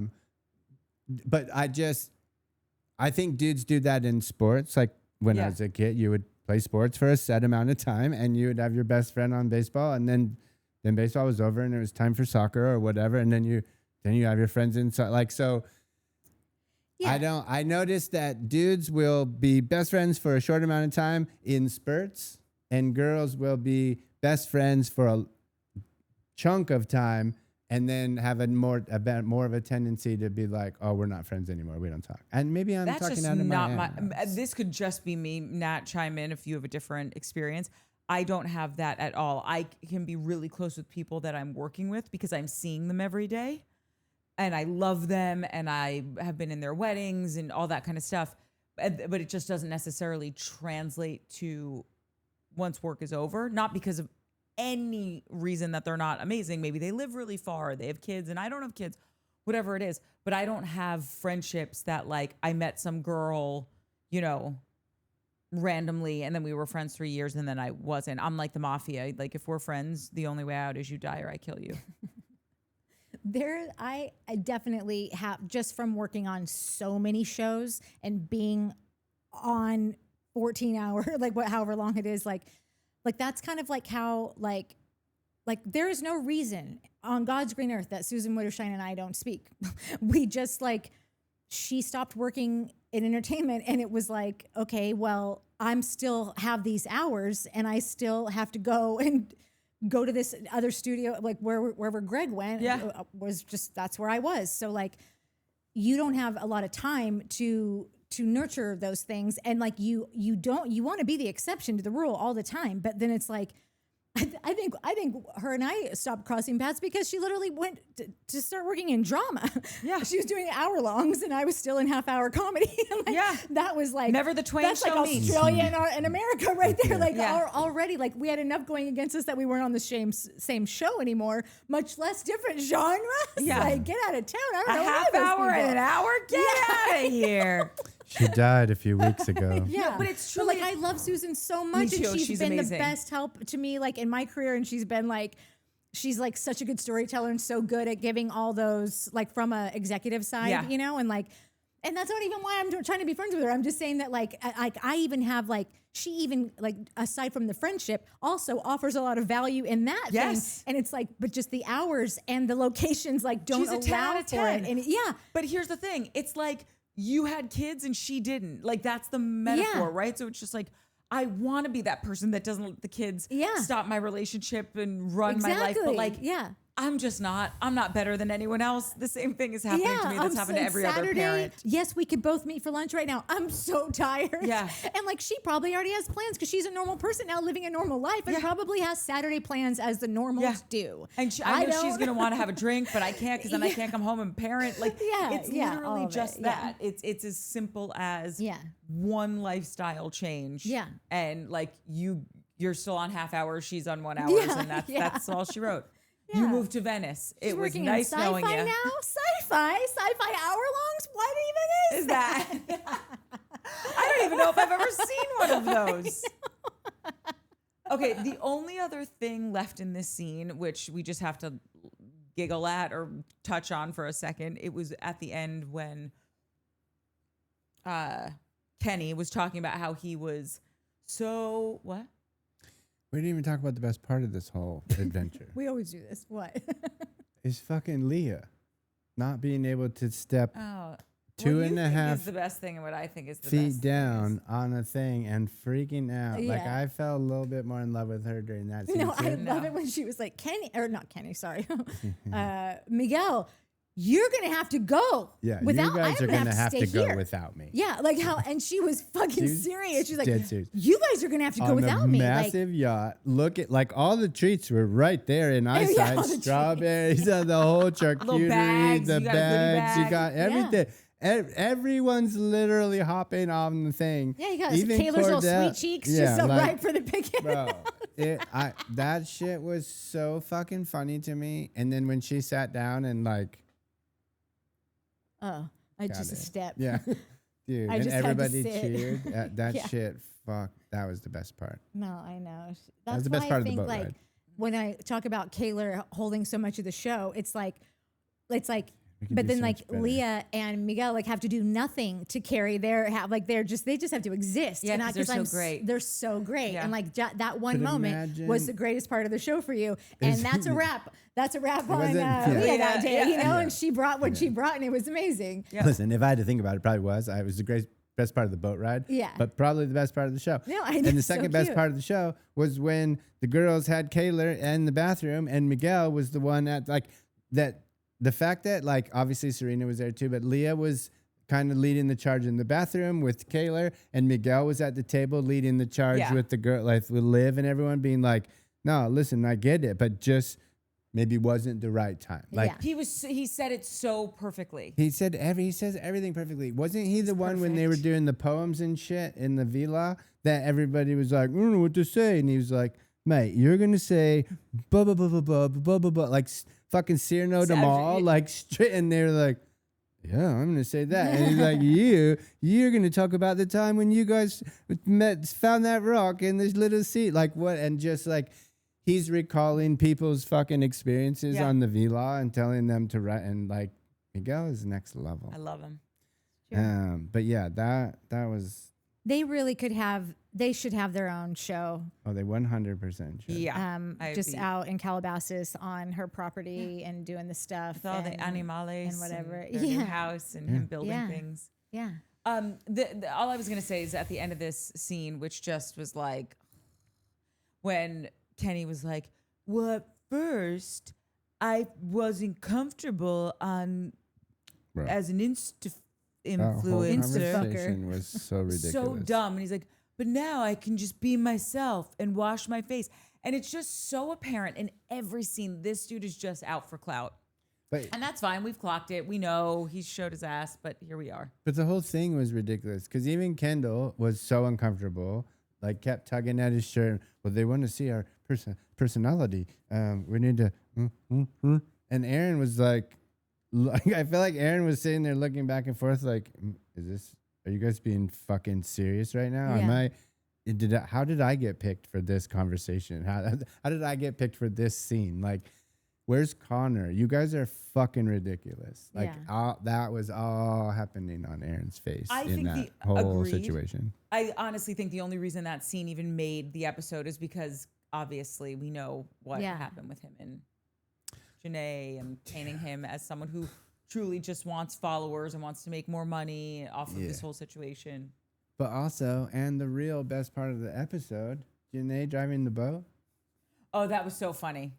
She's like, do you know how much stress I have on me right now? I'm holding lives in my hands. Everyone's lives are in and my she's not hand. even touching the thing. Yeah. Dude, She's just like- she's the She's so great. funniest I fucking know. thing in the whole wide world. I know. Literally, PPG needs it. That's the show. PPG Yeah. is the show. Yeah. That should be our spinoff. Yeah. Yeah. And it could even be the other two, like as couples, helping Janae like find a dude. Like that could be the relate. Like it could be so many. Like I said, I got some pitches for Janae. Oh, we would like to hear that. Yeah, it could be them helping Janae find a hubby. It could be just Janae starting her businesses. That's the It name could of the be show. Just Janae. Just Janae. Just Jack. Yeah, Will and it's Grace. she. I remember watching season 7 and Megan Thee Stallion, which nice little segue. Came on and I It was is like, such does a she good come on switch. every year? Because she needs to be on every TV Oh, show. yeah. She needs to host on it. planet. She needs to, yeah, she's like the best. Yeah. everything I watch needs to have a Megan Thee Stallion appearance. And now, if Megan's not available, Janae can. Janae. Fill her shoes. Janae, Fill her bikini. Like Yeah. either one. I need one of those two every day of my life. Same. Yeah. 2 things. for just the rest of this episode, I'll say just to finish this scene, unless anyone else says anything. When Aaron said that Kenny has a golden heart, The necklace. No. It did throw me because I do see Aaron as being like he's going to notice if you're kind of off. He's going to notice just the fact that he thought that he even needed to interject when Kendall says that thing to Kenny, ever since you got to LA, man, your content has really been hitting on all cylinders, or like whatever the hell he said, which is also just such a Kendall thing to say. That's like all he cares about is like the content. Yeah, doing all of that. Doing the most 100%. And that's all you're going to say to Kenny is that like your content game is strong. And then for Aaron to go, he doesn't even care about content. Like we don't really care about that. And then for Kenny to be like, well, actually it's kind of been my outlet lately. Okay. And Aaron's like, we literally just had this conversation like a week ago that like this isn't our bag. Yeah. You missed your job. You missed your job. When we talked about it. Yeah. I hope you still missed that job because I think your social media career just went. Took a real nosedive. I don't think anyone's wanting you to fucking hold up their eye cream or their. Yeah, they're definitely not wanting you to be yourself. That's recommended by dermatologists and con artists. Yeah. But when Aaron said that, it just like, because there still is. Listen, I'm 100% I believe everything all the girls are saying about him. I all of this, but like I still am just like humanly curious to hear Kenny's fucking side of any of this. Yeah, like how, like what is all of this? How did all of this come about? What did you ever really feel for Janae? When did it end? Like, I hope that he gets a Barbara Walters special, and I know that he doesn't deserve one, but I have questions. You know who's gonna do it? Do what? You know who's gonna get it? Nick. Andy Cohen. No, Nick will get it. Nick, wow. Yeah. As he should. It'll be the best outcome for him because Nick's just really good at finding all the sides. And Nick's got to be wondering too, like this guy didn't seem all bad. Like this was a big shock. Like we could see obviously there's a million signs that he's not the guy for her. But like, is he a true sociopath serial killer? Like that seems a little much. Let's find out. Like I think Nick would be good at finding out. And I know that a lot of people don't want him to say another word and just hope he just dies and goes and just falls off the yacht and we never hear from him again. And that's not the worst idea either. But I still have questions. So I would watch that piece of content and I'm sorry to say. And then the other thing that I just like randomly wrote down was Kayla is not allowed to meet DJ James Kennedy. Think about that for a minute. Wait, what happened with that? I think that James Kennedy, if he came into contact with Kayla, I think they would both really like each other. It just was a random passing thought in my head today. Natalie's baseless conspiracy. Dude, think about it. And I just put it out into the universe. That was probably not even a good idea. Yeah, it's not a good idea. But take it back. Would be, I know. Cancel. Where is James now? He's still in LA? I think he's still in DJing. North Hollywood or Burbank. Because didn't she move to New York? What? Didn't she move to New York for a spell? Didn't she just get her new apartment? Oh, Kayla moved to New York? I think that she did, yeah. Oh, great. Then there's a world between them. Yeah, but he's still DJing, so he's going to be out and about. And I just think that she's still and he's always playing the Toblerone. Love Island, like he's always putting it into his sets now. I'm just saying, I think that she would really like him, and it would be not a good.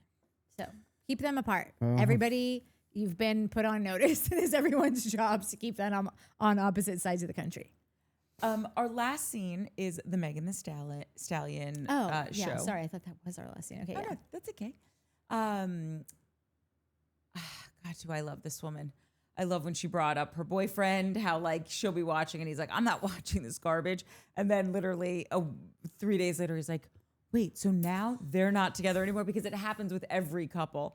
And it's a really sweet moment when that bonding can just be like, see, now just let's do this. Yeah. Let's watch it together. I do like all the like love I probably Love Is Blind or Love Island, whatever, fill in the blank memes of like the wives or girlfriends watching, and then the husband's just like eating, sitting, leaning in the kitchen for a month, and he's just like whatever. And the next scene, he's kind of like, And the next scene, he's on the couch, and he's like, she wasn't saying that last week. Like, it just progressively gets And closer. then the next scene is like, I'm starting this without you if you don't get out It's here. so fucking funny. I love that shit. But also, listen, I'm not fucking been to a bazillion fashion shows in my life, but like, is it weird that all the dudes were so weirded out by I think this? that's a generational thing because they're all, and not that this is a bad thing at all, but like they were brought up in the world of consent and us heathens were not. But like, I don't mean to be the old guy, but like, if you're going down the thing as a paid model in a bikini, I think I get consent to look, right? Like yes. that's, No, is that not the agreement we're making here? I think they're super aware of it. Yeah. also, like, I think that this is the one place that consent is implied. Correct. If you are walking a runway that is on a platform with seats lined up next to it, like you have consented to the eyes being on your goodies. But also, you took the job, you're getting paid for the job. Yeah. Aside from the goodies and all, like, if you have any doubt, boys, just look at the swimsuits. That's why we're here. Yeah. Do you like any of them? Yeah. Are you interested in that color or this color or the one that has all the stripies? Do you want to buy one for your girlfriend? Yeah, like which do you one like do you this think, butt floss or Janae? that butt floss? Right, like, Or both butt flosses. look at the bathing suits and sneak in a little peek of the boobies. That's how you do You it. don't have to sneak it. They're there. She knows she looks great. She Yeah. knows she's got some cute under boob happening. Yeah, that was weird. It was weird that it was so I had the so same many note. of them just being like, what do I do? The best part of that scene was when Megan is like hugging everyone, love you, oh my God, love you, and goes, Connor, I don't think I like you. She did include, Because it just like is one more thing. This is Connor's life. Connor is living in the shadow of him deciding he didn't want to pick Janae and he wanted to go for some bitch out of his league. I think maybe it was Nicole that he chose over. Or who did he choose? By the way, they're both out of his league. Oh, 1,000,000,000%. Yeah. I'm just saying that like he made this one choice that like everyone else is also making on the side. Like he Nah, really he is being did. held to a standard that like not Esmeralda or whatever her name was. who? What was the He, Spanish girl? But he also did it in a way that was like not so great. No, totally. I don't remember her name. I just think that he will. You're right. That he was worse than everyone, and he was also such a fucking dork that like it was just like how dare you? You like, are lucky Janae is giving you the time Yeah. of day, even though we Yeah. don't know what time of day it is in Love Island. Yeah, the time of mid after Her time. She's giving you her time. Yeah. A quarter past a Yeah. lounge chair. But he like cannot escape this thing. He can't No. escape, and it's also why he was last to be asked to come here. It's also why he can't sit at the head of the table and not feel good about it one way or the other. But It's all the honestly- things are. That's why you don't have that many followers. Like you just made so many some stupid decisions, and you But he should get wouldn't out have of this. He wouldn't have a storyline without No. it. No, And it's not true. for nothing. At some point, he will have hugged the cactus long enough. Yeah. He'll get over it. If Everyone will Wes get over Wilson it. can do it, So can you, Connor. you. And not for nothing, he has way more followers and way more eyeballs on him than if none of this ever happened. Yeah. So it's not really that bad of a thing. In the No, long I run agree. for him. But he feels it is. For sure. He's He'll get making, over it, though. yeah, exactly. Yeah. Just give it a little time. Does anyone else have anything to add to this episode or this last little Megan the Stallion section? I want to go to Miami. Can we go to Miami? Oh yeah, sure. We had Coca here last week, who was a pinch hitter for Courtney. So thank you so much, Christina, Coca. you nailed it. Yeah, there's really no one that you should have on if you ever need a sub for Love Island stuff. Like, don't fuck around, just go to the best. So I'll just read some that were kind of about her. Carrie Peacock says, sad to have no Courtney, but what a treat to have Christina. Love this showcast so much. You guys have got to watch Traitors. That would be a great show for deep dives. Agree with Christina. I do not like Sandoval, but he was so funny on Traitors. We started watching that season last night just to like have it. But then like what's also kind of a bummer is that we didn't realize, I don't know why we never think about this. Probably because Love Island spoils us with like the, airing it as it's happening. But it's not even going to be, the new season with Rob won't even be on until January. So like, I might. It's early 2026. and maybe not even like, January. I don't even know But if we it's will cover it, January. right? yeah, no, we'll definitely cover it. I love Traitors. I just mean we didn't realize that till we started watching it to be like, oh, we want to figure out what the show is, so we'll be ready. We have plenty of time. You got time. Good. We'll be ready. I still got to finish Vanderpump. We'll be so ready that we forgot by the time it comes back around. Christian C says, Christina's commentary is the best. It makes it enjoyable. And I said, Christina makes life enjoyable. So why wouldn't it be this show too? Lee Armstrong says, I am so thrilled and thankful for y'all. I love Mike's baby blue shirt so much, and I am an enormous Christina stan. NOWDIFY is the best. He's been wearing that sweatshirt every week. Well, the last I had that light blue sweater on. Oh, I thought it was that. Never mind. No, okay. It was a light blue sweater. That's right. But I listen, I almost wore a light blue again just because someone liked it. Ningy Ding says, I pity all the fools listening to this podcast audio only because they missed Christina's foot tattoo reveal. What did it say? I can't even remember. It says in there. No, it did. I mean, I just copied these over. I didn't delete it. It said, no, I thought she said, hold on. We'll figure that out. Valentine Quinn says, yay to Christina being her hilarious self and her expert witness testimony regarding all things Love Island season 6 and Behind the Villa. Great recap. It's true. She's the really MVP. actually sums up so well, like Christina's journalistic kind of style. Yes. Like she is an expert witness. Yeah. I'm trying to think like what's a good like analogy of like, I mean, if you want housewives commentary, you go to Bethany Frankel. Like she seems to know the ins and outs of everyone. And yeah, she's the Bethany Frankel of Love Island. Wait, not just Love Island, of reality. Yeah, but like I feel like Love Island, she really digs in on all the Islanders. And she's a huge Ariana fan, so yeah. So it all goes together. And then Coca says, to everyone who watched, thank you. We had hours of conversation that kept getting interrupted by technical difficulties that Natalie and Mike very generously worked through to get what was uninterrupted into a coherent episode. I had so much fun with them, which is clear because of how many side rants we had. Now, if Courtney could please return, that'd be great.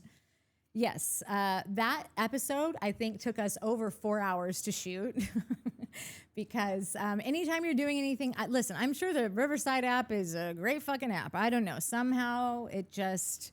It's screwed up. It constantly is cutting out, dicking out on us. Yeah. When you were home and we had to do that one thing, well, we didn't even plan it. We were like, oh, still got it set up. We'll just call Courtney back for this thing because she'd already left and like some breaking news had happened. And we wanted to incorporate the Love Island from that night because we had recorded during the day. That's right. Because I think because Alondria left. I think maybe that was the night or something. Nick and Alondria had just been voted we were off. like, oh my God, throw out everything that we've already done. By the way, I cannot wait to see them at the reunion. Yeah, oh me too. My God. I know, me too. I feel like they're just getting better looking. I don't even know how that's possible. They're so ridiculously No, I know. good Well, looking, yeah. these two. Now they've got, of course, they're getting better looking. They've got everything at their fingertips. Everyone and their mother wants to work with them. And Alondria's red hair. What? Like, when did she have red hair? She just got it. I don't know if she'll have it for the reunion. I think she might have got it after the reunion. I think so. It is sick. Yeah, dude. It's old. Yeah. Heather Pike says, and this is not going to be popular, and she knows it. Heather Pike says, I'm going to tell you why I stopped watching it, and it's a very unpopular opinion. It's because of Ariana. I haven't liked her because of how she came on the show and how she treated Kristen on The Valley, but during Vanderpump. I've always been a Kristen fan, even when she was crazy, but I feel like what Rachel did to her is what she did to Kristen, but she wasn't that interesting on Vanderpump at all. She was kind of blah, and now all of a sudden, because she got done to her what she did to others, now she's sorry, so that's why I stopped. Just throwing that out there. Okay. I have no issues with Ariana. I like her just fine. I wish sometimes that I liked her more because I feel like so many people do, and I'm like, what did I miss? Yeah. So like that's just the way that I honestly feel. Don't shoot me. I'm sorry. I want to get down with Ariana. Just I think she's perfectly lovely, and everything that she's getting is exactly what she deserved. And I hate that like a dude. I hate that she blew 10 years of her youth when she could have clearly been doing this the entire time. But also maybe she couldn't have, because it's not that she couldn't have, didn't have the ability to, but let me tell you about ability and this town. I was just gonna say, not mutually exclusive. Yeah, they don't matter at all. Yeah, truly. And like, I want to be like, well, they a little bit, obviously some, but no, Not a lot really. of times, a lot of fucking people with no talent at all are doing way like wild and crazy shit that you're like, I don't know how that ever How do happened they for them. keep getting jobs? Yeah. How do they keep failing up over and over and over? It's very odd. But yeah, I understand that there's going to be people out there that are not Ariana fans. I am, as I've told everybody of our Valley audience, that I've been rewatching Vanderpump. And I think what is like the easiest thing to say about Ariana is that Ariana she's had a lot of depression. She's got some mental things, some mental emotional things that like they were out on display for everyone to see. And it caused her to sometimes be very negative about things. And other times she was super positive about things and like the voice of reason and the most normal person on the show. Like that's what she became for me. It's at a certain point, it's like, Ariana, why are you even on the show anymore? Like you clearly get everything. You see the world for exactly what it is. You're calling it all out. And like, so I went on a journey with Ariana, but I do understand that's why some people are just like, I don't know. I don't understand the draw. I just will say this, and it has nothing to do with the draw of Ariana or not, like her, dislike her. Love Island is so good, and it's so not about her. She's such a small little sliver of the show. That's what I think too. That I just want to say, Heather, don't lose out on such a cornucopia of joy and wonderfulness. Yeah. That is Love Island, just because you dislike Ariana, because she's really not that much of the show. Yeah. In my opinion. No, I agree. But there are some people that, like, I think Christina always says, I came for Ariana, I stayed for the Islanders, you know? Yeah. That's what she says. So, like, I know that, like, Coca thinks that she is, like an amazing human. And, like, so that's why I keep thinking, like, there are probably a lot of things. Like, I don't dive into these people. I think that, like, how Coca does, because it's the gig, you know? So I want to learn more about her because I want to love her as much as everyone who really loves her does. And I don't think that what she did to Kristen was anything remotely near what Rachel or Raquel or whatever did to her. But again, I am rewatching, and Ariana, she decided she was going to stand by her man no matter what. And Kristen acted a fool. And we all thought that Kristen was a straight up Looney Tunes, and she was at the time. But she was never lying. She was always right, never wrong. She'd get involved in things that she had no business in, but not a liar, always right, always calling out shit wherever it was. And so for that, I can see how someone who has been a Kristen stan forever could be like, nah, fuck you. Yeah, I get that. No, I'm not mad Miami at her girl alone, you know? Yeah. Yes, correct. That's why I'm not mad at Heather's take. I completely understand it. I'm just saying, like, big picture, Hev. Yeah. It's such a good show that don't cut off your nose to spite your face. Exactly. I'm saying. I just have to say one thing to Shannon Fall that is like such a Mike Connor dad joke. And I just was thinking. Oh, man. Fire away. Shannon, you guys should just move to California, because I don't think you can get fire insurance where you're living already. So why not just pack it up? Oh, God. That's good. It's going in the book. Subscribe. It's going in the book. If you want to. Basically, I'm unsubscribing to our own channel after that joke. I'm just kidding. Nah, I love a corny joke. I just want to bomb us. No, it's pretty bad. Yeah, basically, Truth and Shannon have, there's 1,000 birthdays going on in these houses right now. Yeah. Which I thought was just the most birthdays I've ever heard in my entire life. Jeanette, yeah, like I said, now I know why I always agree with Mike. I'll leave out the middle part. We're fellow Scorpios. And then I'll have this one and one more. So this is the TOTIF, the TOTIF. I don't know. The TOT. What's so funny? Is it something else? I didn't know. I didn't even know what you said. I just saw literal bubbly shoot out of Courtney's like side of her mouth. Like I don't know if I've ever seen that. Classic. Because whenever Mike I has a hard time saying the handles. Natalie's like, just say this. Like, it's so easy. And Mike's like, tati, I don't know. And Natalie's like, just get to the comment. Sorry, that really got me. Oh, man. So this is, whoever that one. I'm sorry, but the way Kendall is putting the blame on Nicole is wrong. Point blank, period. And I said, hoping to catch a fool slipping. Total backfire on my part. I said, blame for what? Because I was assuming like that they were like blamed for saying all this stuff and that. And I was like, well, they agreed not to say it. And they wrote back, blame for the way his dating life is going. He literally said that, which is true. He did at the dinner. He was like, oh, everything's changed ever since we had our conversation and thing with Nicole, and lied once again. So, touche. You're right. He did. Like, he's blaming Nicole. I thought he was just maybe blaming her for this one thing, which I was like, I'm totally fine with that. I understand they had an agreement. She said a thing. He should blame her for that. But he's also blaming her for his weird fucking shit now, and he shouldn't probably do that. Well, what do you need to happen to get out of something? I know. I was literally thinking that when you were saying one of your best friends was always in love with like the girl that nobody's getting, because that's how you can, allegedly, if Kendall, wants to. God, it would have been so great with her, but then this one, I guess I can't see her anymore. Womp, womp. And then that buys you a little bit. We've talked about that with other characters. Why is Carl Radke always fucking in love with someone new every 3 months? It's always a whole thing, and then we never see them again.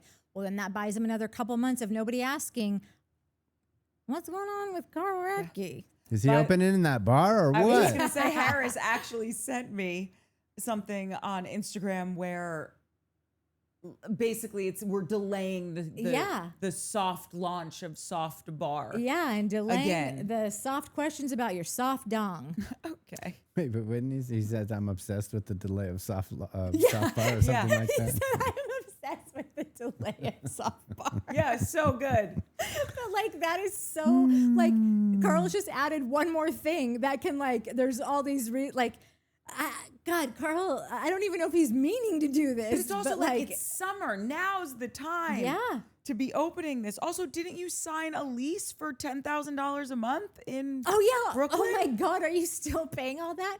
And like he's like they've from what I saw of something that he was doing yesterday, or what I saw yesterday of something he was just like giving an interview or talking just on social media or whatever, was how he was saying that like it's not just not an alcoholic bar. It's like it's a culture of like, it's a space to go and hang and like just people to meet up and do like, it's so summer centric. Like every word that he was using was like summer.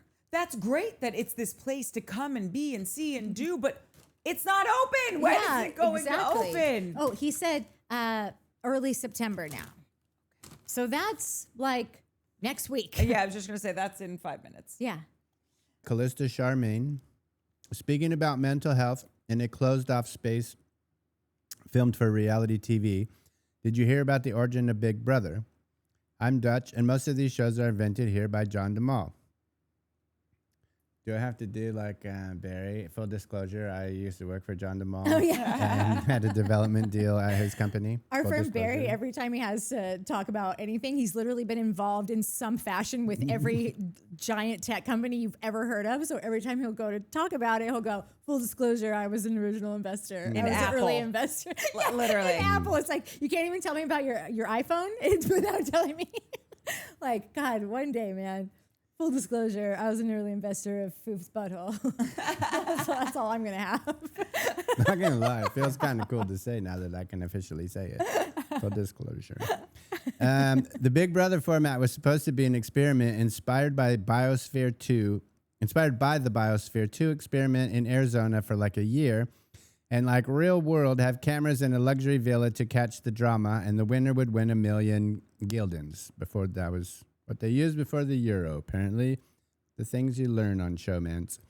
Even back even back then, this was deemed unethical. The government was talking about it, and university research that one of the consequences for someone would be depression and possibly ending themselves.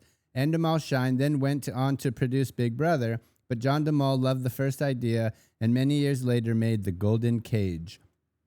Contestants were bullying each other to make people leave, provoke each other to be physical, and be sent home.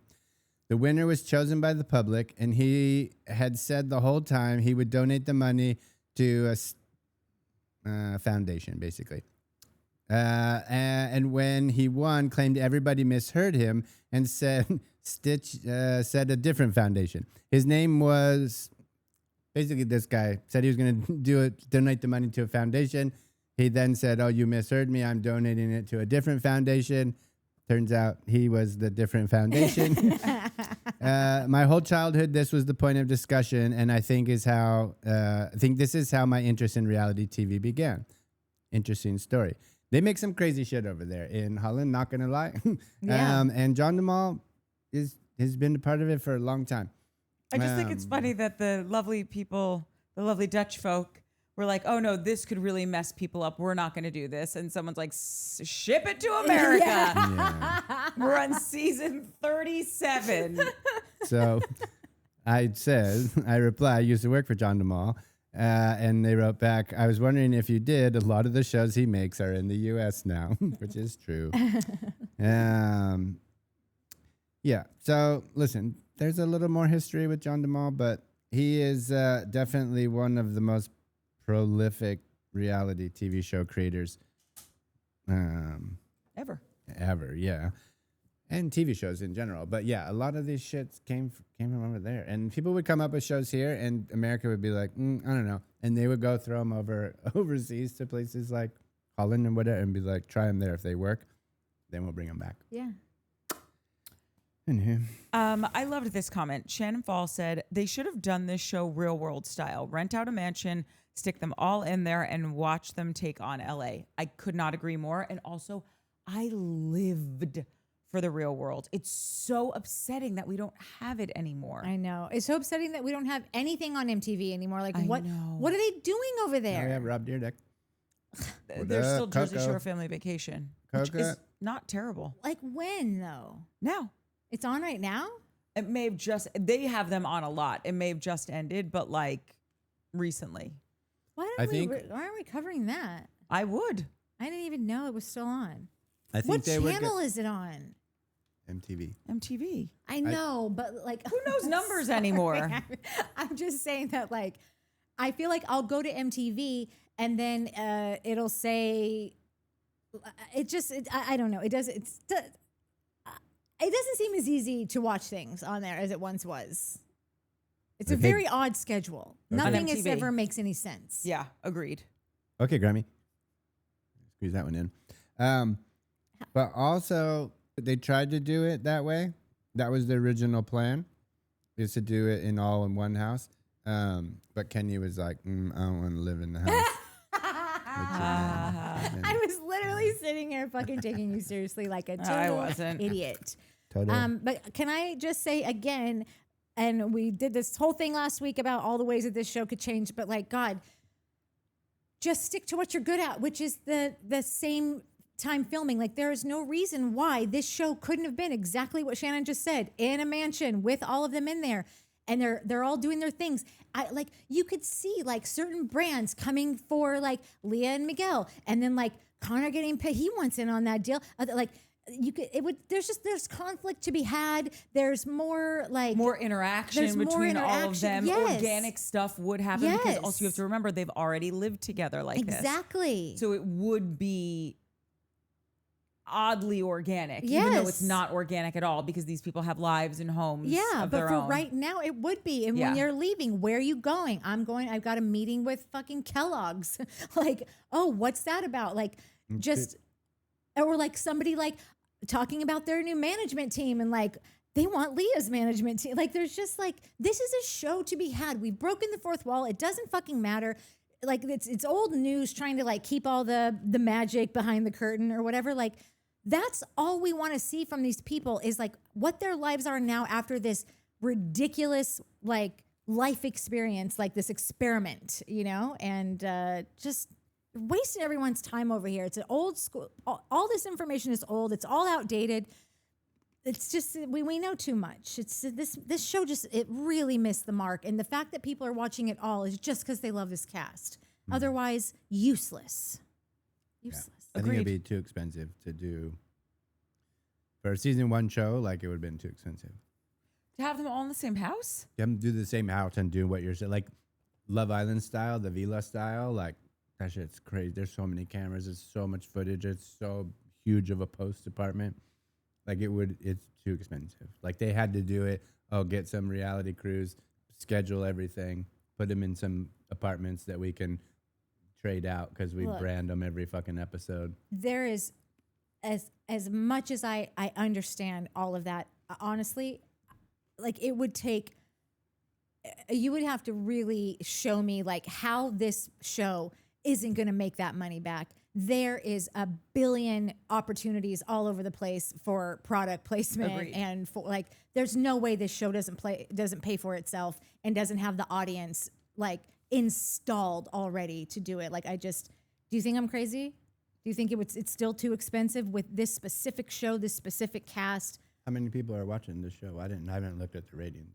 I don't know how many people are watching the show, but I cannot imagine if you were doing this real style like Love Island, where it's airing every like 5 days a week or whatever, and you've got so much free advertising. You've got shows like us times however many people that are doing it. It's just free advertising for you all day long.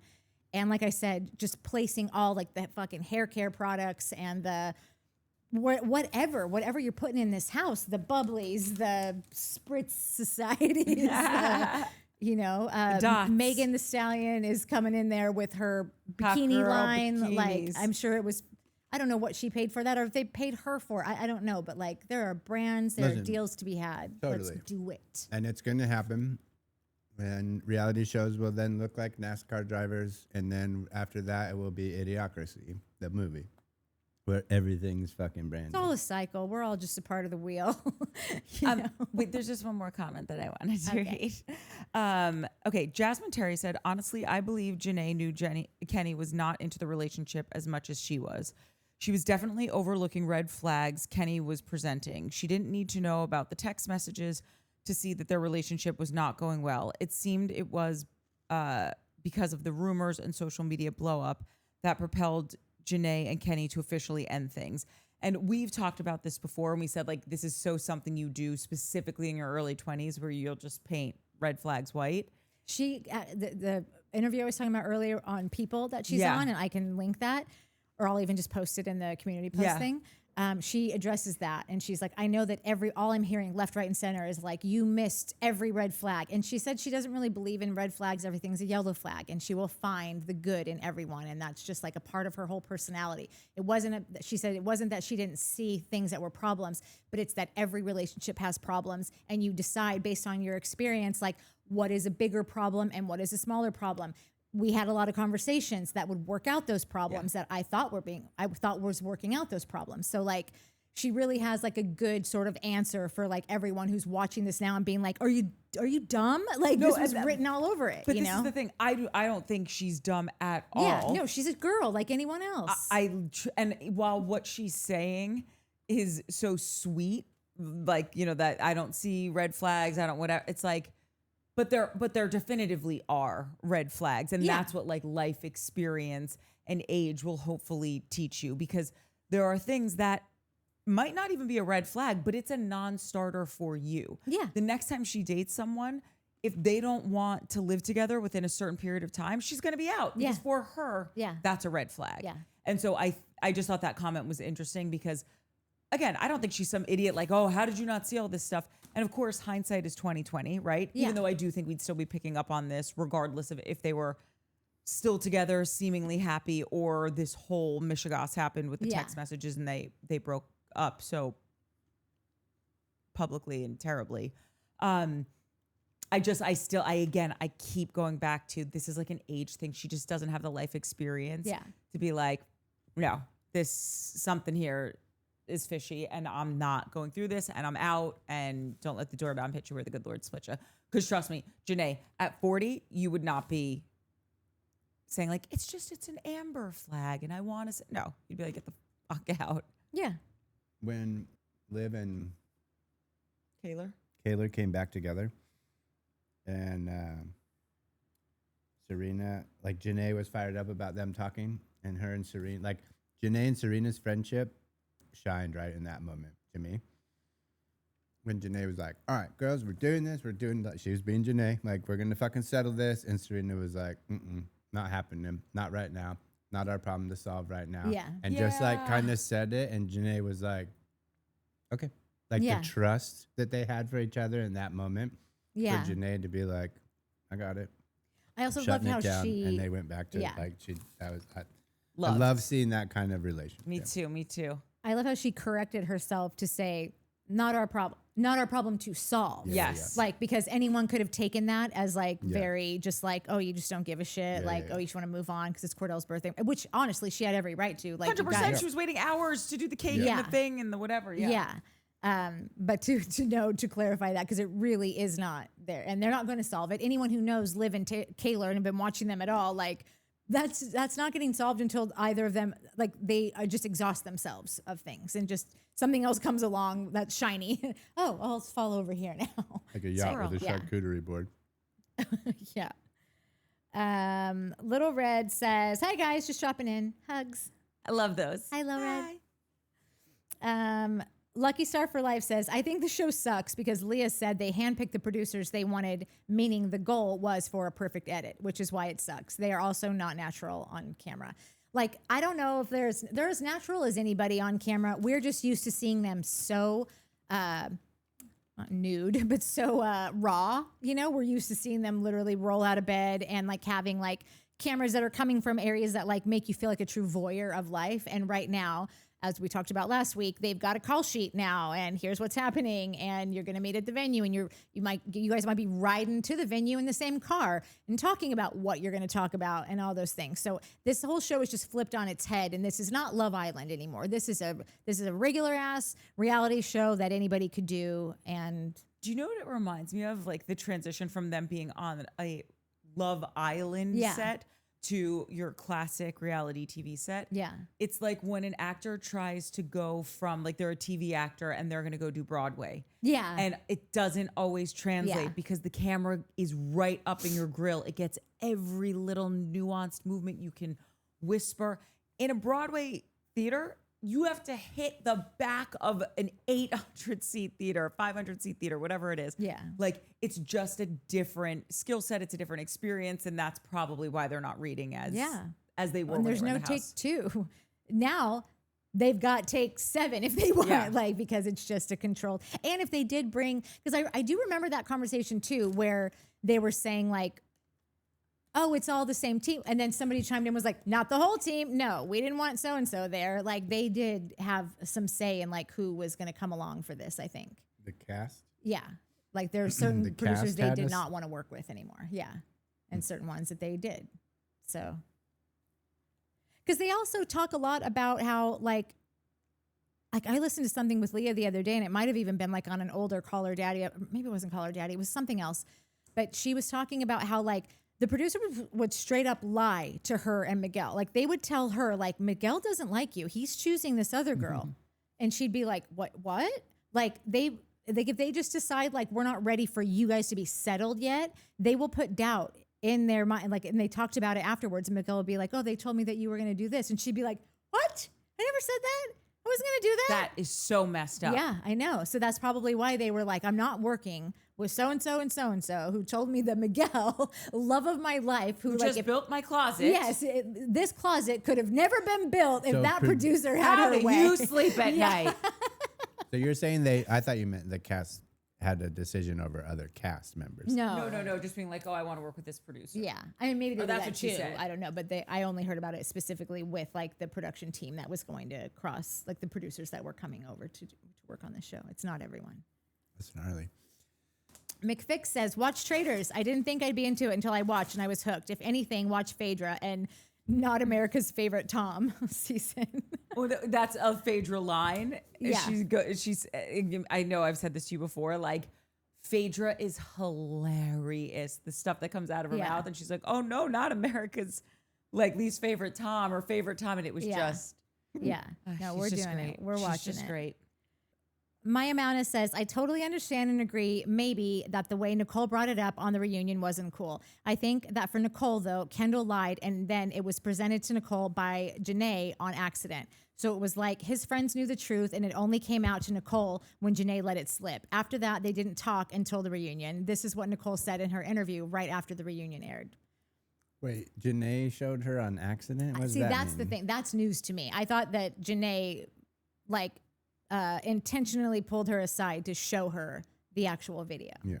So, like. but there's so much going on. Like, I don't know. You know, we're all and just no like, one's been clear saying like this is what happened. What I think, like for me, one of the most telling things about this that obviously, like maybe I'm looking to validate my own suspicions and whatever. So just know I know this wouldn't be everyone's, or somebody could take this totally differently.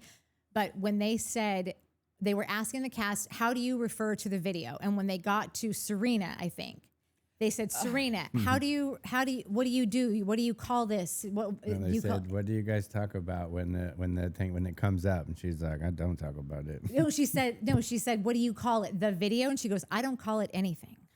I love her. It was so specifically about the video, and I don't refer to it. Yeah. And again, that could be because she's not going to refer to something that was distributed without consent. It could totally mean that, or it could just mean like the video is a non-negotiable, like Ixnay on the idiove. Exactly. I say, what video? Okay, closing it out with. I think I forgot how to do this. Hold on. Yeah. You're rusty. The name first. Okay. You don't know how to play the hand trombone anymore. What is it? Or hand horn? Okay, finally back to our normal schedule. We are closing it out with Truth for Peace for Freedom.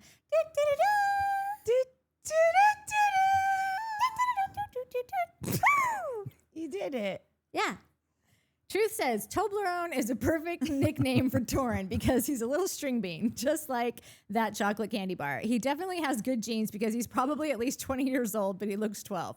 This may not be ideal for him right now, but when he's 60, he will look 40. So hang in there, Toblerone. Your day is coming. Keep eating your spinach. Watching Aaron get jealous of Toblerone reminded me of the scene from Beautiful Girls when Timothy Hutton, who played a man about 30 years old, got jealous of Natalie Portman's love interest, who was a 12-year-old riding his bicycle to visit her. And I yelled at her for this because I don't think we had talked about Beautiful Girls. I think we didn't put that part in the show because it was just like a side rant where we go off about random things. And so I think that entire discussion got cut out of the 4 hours that we cut so we could get it down to an hour and 58 minutes. Yeah, whatever it was.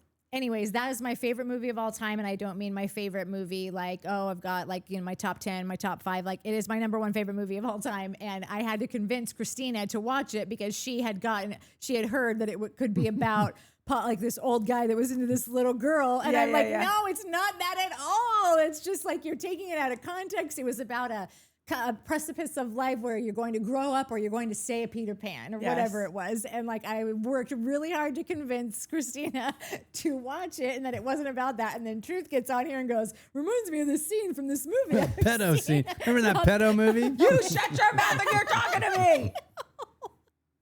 So Christina, just disregard this whole thing. Just watch it. You'll see. I encourage everyone to.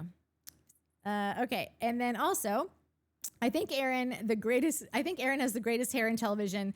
Wait, okay. Yes, he does. I think Aaron, the greatest hair in television, living in Venice is really cool. I could definitely see him there with Rob as a roommate. Rob seems like a free spirit. Too bad we get Connor in place of him. Speaking of Connor, did you know that he went on a date with Katie Maloney?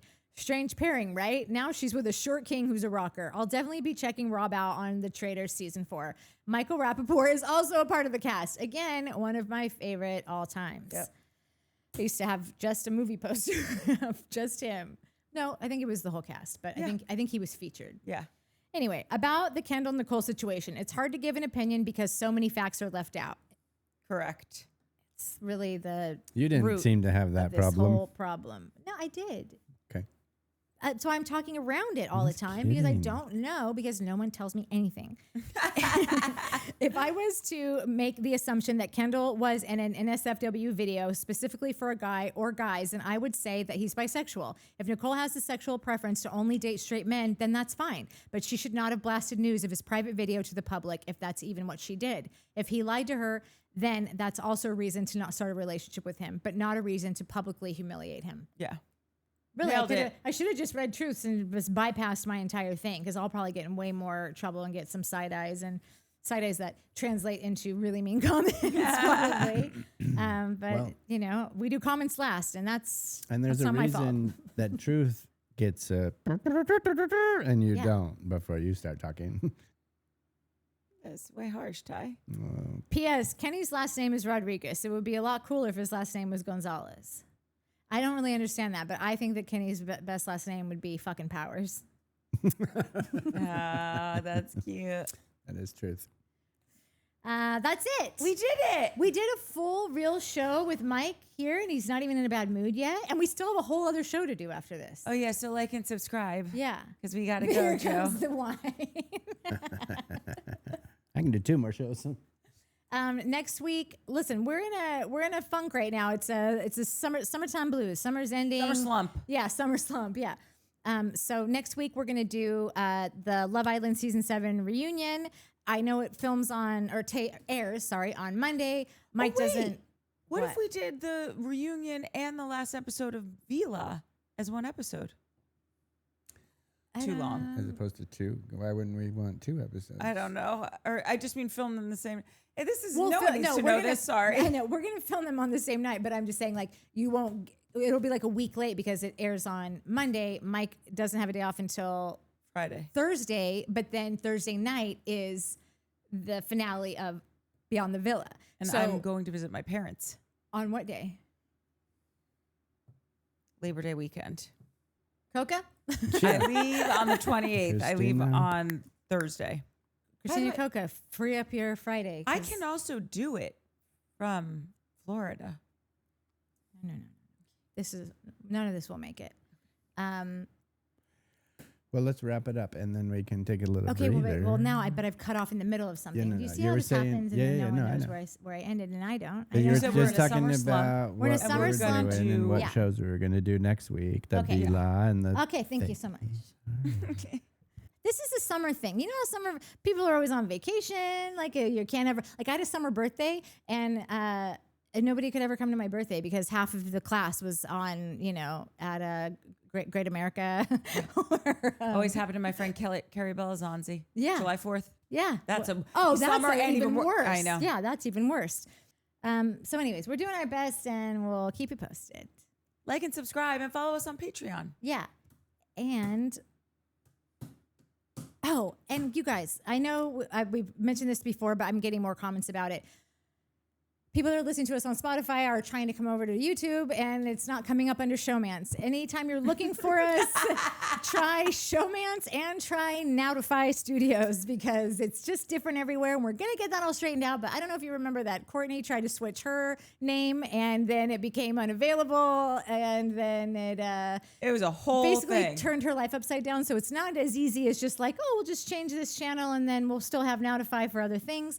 Sometimes it's unusable for a couple months. So, nobody cares about the word NOWDIFY, but we do. It means something to us, and we don't want to just lose it into the ether, So that's what's happening here, and I've said too much. I just want to remind you, it's Fisher with an R. Yeah. This is our story. Yes. Anyway.